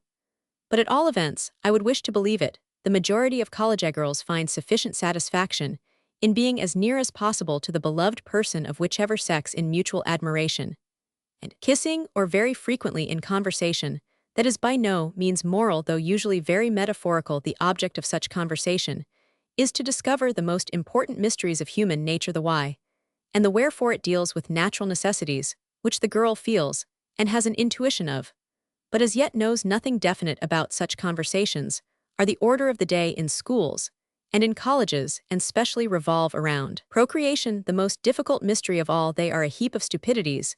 This lady had only known of one definitely homosexual relationship during the whole of her college life. The couple in question were little liked, and had no other flames, the chief general sexual manifestations, this lady concludes, which she had noted among her companions, was a constant preoccupation with sexual mysteries, and the necessity of talking about them perpetually. Another lady collaborator who had lived in a normal school had had somewhat wider experiences. She entered at the age of 14, and experienced the usual loneliness and unhappiness of a new pupil one day, as she was standing pensive and alone in a corner of the room. A companion who on her arrival had been charged to show her over the college urn, up to her embracing me, closing by mouth with a kiss and softly caressing my hair. I gazed at her in astonishment, but experienced a delicious sensation of supreme comfort. Here began the idyll. I was subjected to a furious tempest of kisses and caresses, which quite stunned me, and made me ask myself the reason of such a new and unforeseen affection. I ingenuously inquired the reason, and the reply was, "I love you. You struck me immediately. I saw you because you are so beautiful and so white, and because it makes me happy and soothes me when I can pass my hands through your hair and kiss your plump white face. I need a soul and a body." This seemed to me the language of a superior person, for I could not grasp all its importance, as on the occasion when she first embraced me, I looked at her in astonishment, and could not for the moment respond to a new fury of caresses and kisses. I felt that they were not like the kisses of my mamma, my papa, my brother, and other companions. They gave me unknown sensations. The contact of those moist and fleshy lips disturbed me. Then came the exchange of letters, and the usual rights and duties of flames, when we met in the presence of others. We were only to greet each other simply, for flames were strictly prohibited. I obeyed, because I liked her, but also because I was afraid of her Othello-like jealousy. She would suffocate me, even bite me, when I played joyously and thoughtlessly with others. And woe to me if I failed to call her when I was combing my hair. She liked to see me with my hair down, and would rest her head on my shoulder, especially if I were partially undressed. I let her do as she liked, and she would scold me severely, because I was never first in longing for her, running to meet her and kissing her. But at the same time, the thought of losing her, the thought that perhaps one day she would shower her caresses on others, secretly wounded my heart. But I never told her this. One day, however, when with the headmistress gazing at a beautiful landscape, I was suddenly overwhelmed with sadness, and burst out crying. The headmistress inquired what was the matter, and throwing myself in her arms, I sobbed, "I love her, and I shall die if she leaves off loving me." She smiled, and the smile went through my heart. I saw at once how silly I was, and what a wrong road my companion was on. From that day, I could no longer endure my flame. The separation was absolute. I courageously bore bites and insults, even scratches on my face, followed by long complaints and complete prostration. I thought it would be mean to accuse her, but I invented a pretext for having the number of my bed changed. This was because she would dress quietly and come to pass hours by my bed, resting her head on the pillow. She said she wished to smell the perfume of my health and freshness. This continual turbulent desire had now nauseated me, and I wished to avoid it altogether. Later, I heard that she had formed a relationship which was not blessed by any sacred rite. Notwithstanding the Platonic character of the correspondences Abbassai and Marchesini remark, there is really a substratum of emotional sexuality beneath it, and it is this which finds its expression in the indecorous conversations already referred to. The Flame is a love fiction, a play of sexual love. This characteristic comes out in the frequently romantic names of men and women invented to sign the letters. Even in the letters themselves, however, the element of sexual impressionability may be traced. On Friday, we went to a service at San B. writes one, who was in an institution directed by nuns. But unfortunately, I saw Roman 1000 Roman 50 at a window when I thought she was at A, and I was in a nervous state the whole time. Imagine that dear woman was at the window with bare arms, and as it seemed to me, in her chemise. No doubt, a similar impression might have been made on a girl living in her own family, but it is certain that the imaginative coloring tends to be more lively in those living in colleges, and shut off from that varied and innocent observation which renders those outside colleges freer and more unprejudiced. On a boy who is free to see as many women as he chooses, a woman's face cannot make such an impression as on a boy who lives in a college, and who is liable to be, as it were, electrified if he sees any object belonging to a woman, especially if he sees it by stealth or during a mood of erotism. Such an object calls out a whole series of wanton imaginations, which it could not do in one who, by his environment, was already armed against any tendencies to erotic fetichism. The attraction exerted by that which we see but seldom, and around which fancy assiduously plays. The attraction of forbidden fruit produces tendencies and habits which could scarcely develop in freedom. Curiosity is acute, and is augmented by the obstacles which stand in the way of its satisfaction. Flame attraction is the beginning of such a morbid fetichism, a sentiment which under other conditions would never have gone beyond ordinary friendship, may thus become a flame, and even a flame of markedly sexual character. Under these influences, boys and girls feel the purest and simplest sentiments in a hyperesthetic manner. The girls here studied have lost an exact conception of the simple manifestations of friendship, and think they are giving evidence of exquisite sensibility and true friendship by loving a companion to madness. Friendship in them has become a passion. That this intense desire to love a companion passionately is the result of the college environments may be seen by the following extract from a letter. You know, dear, much better than I do, how acutely girls living away from their own homes, and far from all those who are dearest to them on earth, feel the need of loving, and being loved. You can understand how hard it is to be obliged to live without anyone to surround you with affection. And the writer goes on to say how all her love turns to her correspondent. While there is an unquestionable sexual element in the flame relationship, this cannot be regarded as an absolute expression of real congenital perversion of the sex instinct. The frequency of the phenomena, as well as the fact that on leaving college to enter social life, the girl usually ceases to feel these emotions, are sufficient to show the absence of congenital abnormality. the estimate of the frequency of flames in normal schools given to Abbassai and Marchesini by several lady collaborators was about 60%, but there is no reason to suppose that women teachers furnish a larger contingent of perverted individuals than other women. The root is organic, but the manifestations are ideal and platonic in contrast with some other manifestations found in college life. No inquiry was made as to the details of solitary sexual manifestations in the colleges, the fact that they exist to more or less extent being sufficiently recognized. The conversations already referred to are a measure of the excitations of sexuality existing in these college inmates, and multiplied in energy by communication. Such discourse was, wrote one collaborator, the order of the day, and it took place chiefly at the time when letter writing also was easiest. It may well be that sensual excitations transformed into ethereal sentiments serve to increase the intensity of the flames. Taken altogether, Abbassai and Marchesini conclude the flame may be regarded as a provisional synthesis. We find here in solution together the physiological element of incipient sexuality, the psychical element of the tenderness, natural to this age, and sex the element of occasion offered by the environment, and the social element with its nascent altruism. Roman 2. That the phenomena described in minute detail by Abbassai and Marchesini closely resemble the phenomena as they exist in English girls' schools is indicated by the following communication, for which I am indebted to a lady who is familiar with an English girls' college of very modern type. From inquiries made in various quarters, and through personal observation and experience, I have come to the conclusion that the romantic and emotional attachments formed by girls for their female friends and companions, attachments, which take a great hold of their minds for the time being, are far commoner than is generally supposed among English girls, more especially at school or college, or wherever a number of girls or young women live together in one institution and are much secluded.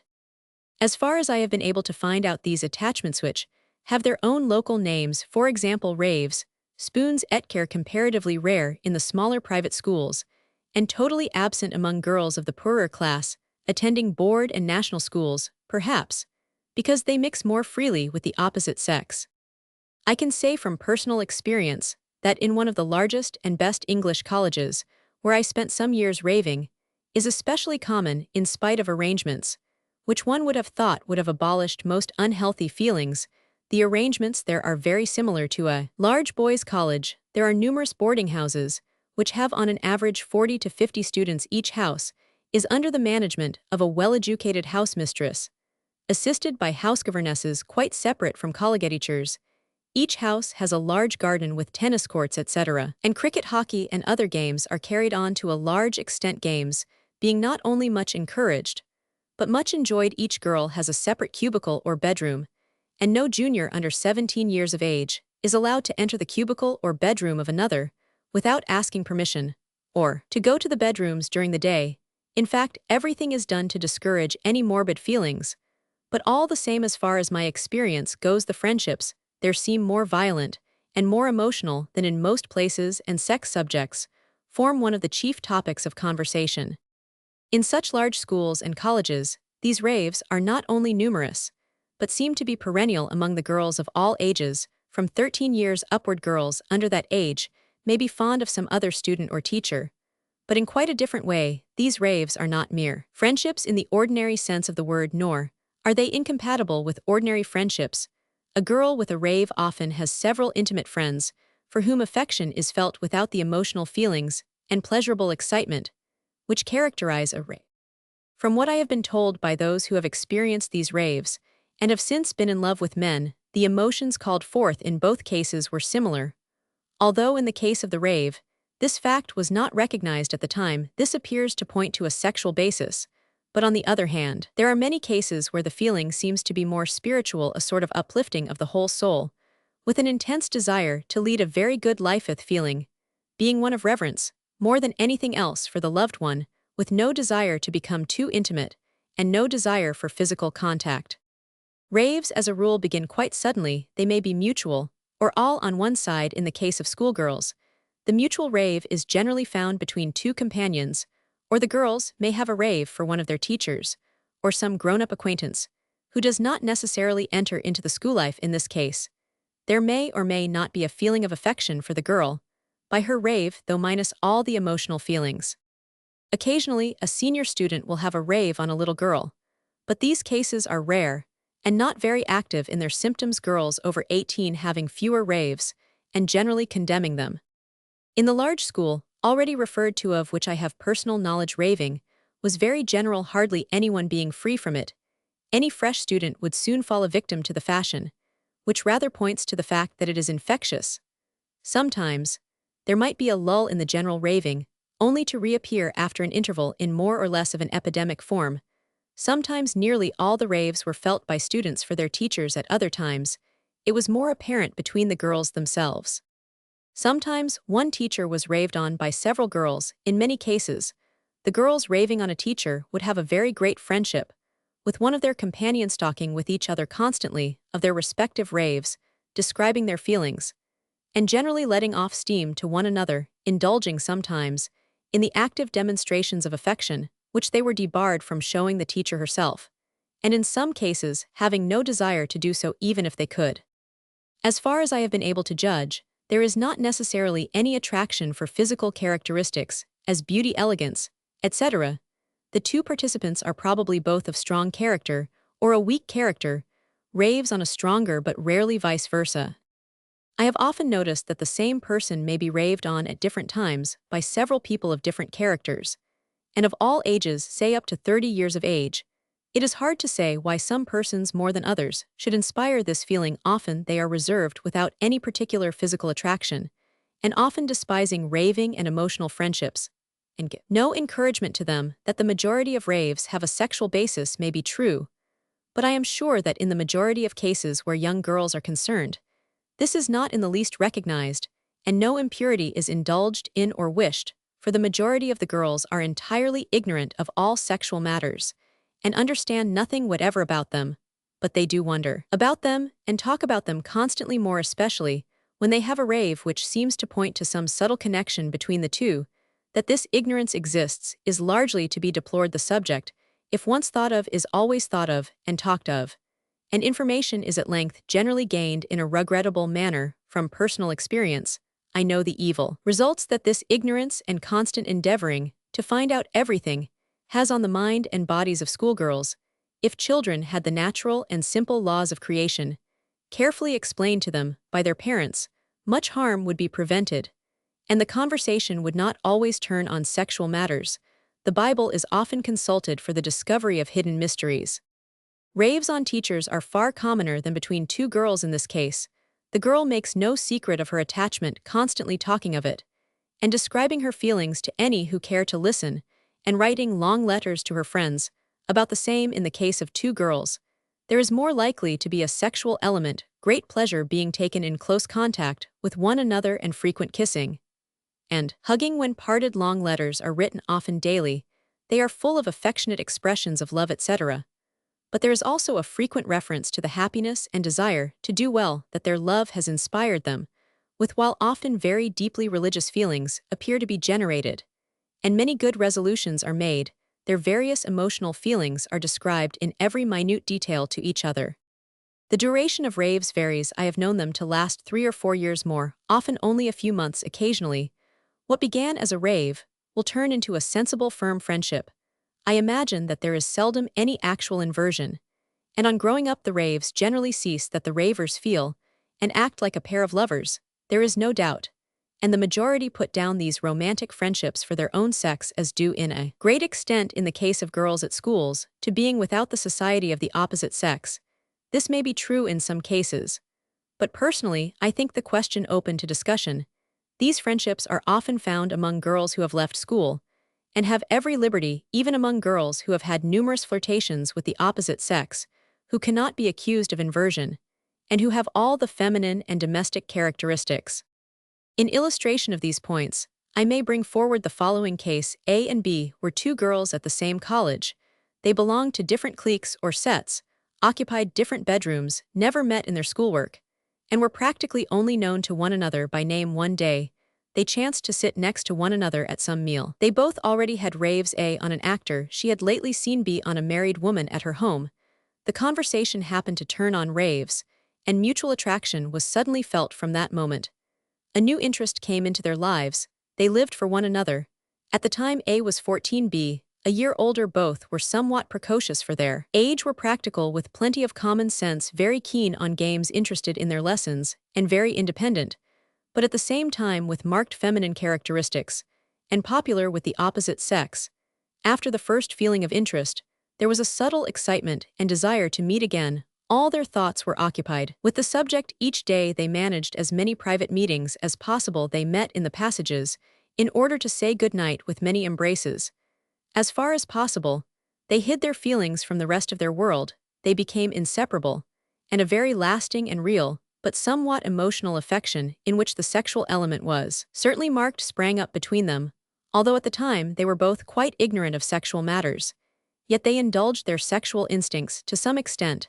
They felt surcharged with hitherto unexperienced feelings and emotions. Instinct urged them to let these have play, but instinctively they also had a feeling that to do so would be wrong. This feeling they endeavored to argue out and find reasons for. When parted for any length of time, they felt very miserable and wrote pages to one another, every day pouring forth, in writing their feelings for one another. In this time of active attraction, they both became deeply religious. For a time the active part of the affection continued for 3 or 4 years, and now after an interval of 10 years, they are both exceedingly fond of one another, although their paths in life are divided, and each has since experienced love for a man. Both look back upon the sexual element in their friendship with some interest. It may be remarked in passing that A and B are both attractive girls to men and women, and B, especially, appears always to have roused rave feelings in her own sex, without the slightest encouragement on her part. The duration of this rave was exceptionally long, the majority only lasting a few months, while some girls have one rave after another, or 2 or 3 together. I may mention one other case where I believe that if at a sexual basis this was not recognized by the parties concerned or their friends. 2 girls over 20 years of age passed in a corridor. A few words were exchanged, the beginning of a very warm and fast friendship. They said it was not a rave, they were absolutely devoted to one another. But from what I know of them and what they have since told me, their feelings were quite free from any sexual desires. Though their love for one another was great, when parted they exchanged letters daily, but were always endeavoring to urge one another on in all the virtues. And as far as I can gather, they never gave way to any feeling they thought was not for the good of their souls. Letters and presents are exchanged, vows of eternal love are made, quarrels are engaged in for the mere pleasure of reconciliation, and jealousy is easily manifested. Although raves are chiefly found among schoolgirls, they are by no means confined to them, but are common among any community of women of any age, say under 30, and are not unknown among married women. When there is no inversion in these oases, there is usually, of course, no ignorance of sexual matters. Whether there is any direct harm in these friendships, I have not been able to make up my mind. In the case of schoolgirls, if there is not too much emotion generated, and if the sexual feelings are not indulged in, I think they may do more good than harm later on in life. When all one's desires and feelings are at their strongest, it is more doubtful. Roman 3. That the phenomena as found in the girls' colleges of America are exactly similar to those in Italy and England is shown, among other evidence, by some communications sent to Mr. E. G. Lancaster of Clark University, Worcester, Mass. a few years ago. Mr. E. G. Lancaster sent out a questionnaire to over 800 teachers and older pupils dealing with various points connected with adolescence, and received answers from 91 persons containing information which bore on the present question of this number. 28 male and 41 female had been in love before the age of 25, while 11 of each sex had had no love experiences, this indicating, since the women were in a majority, that the absence of love experience is more common in men than in women. These answers were from young people between 16 and 25 years of age. 2 males and 7 females have loved imaginary characters, while 3 males and not less than 46 females speak of passionate love for the same sex. Love of the same sex, Lancaster remarks, though not generally known, is very common.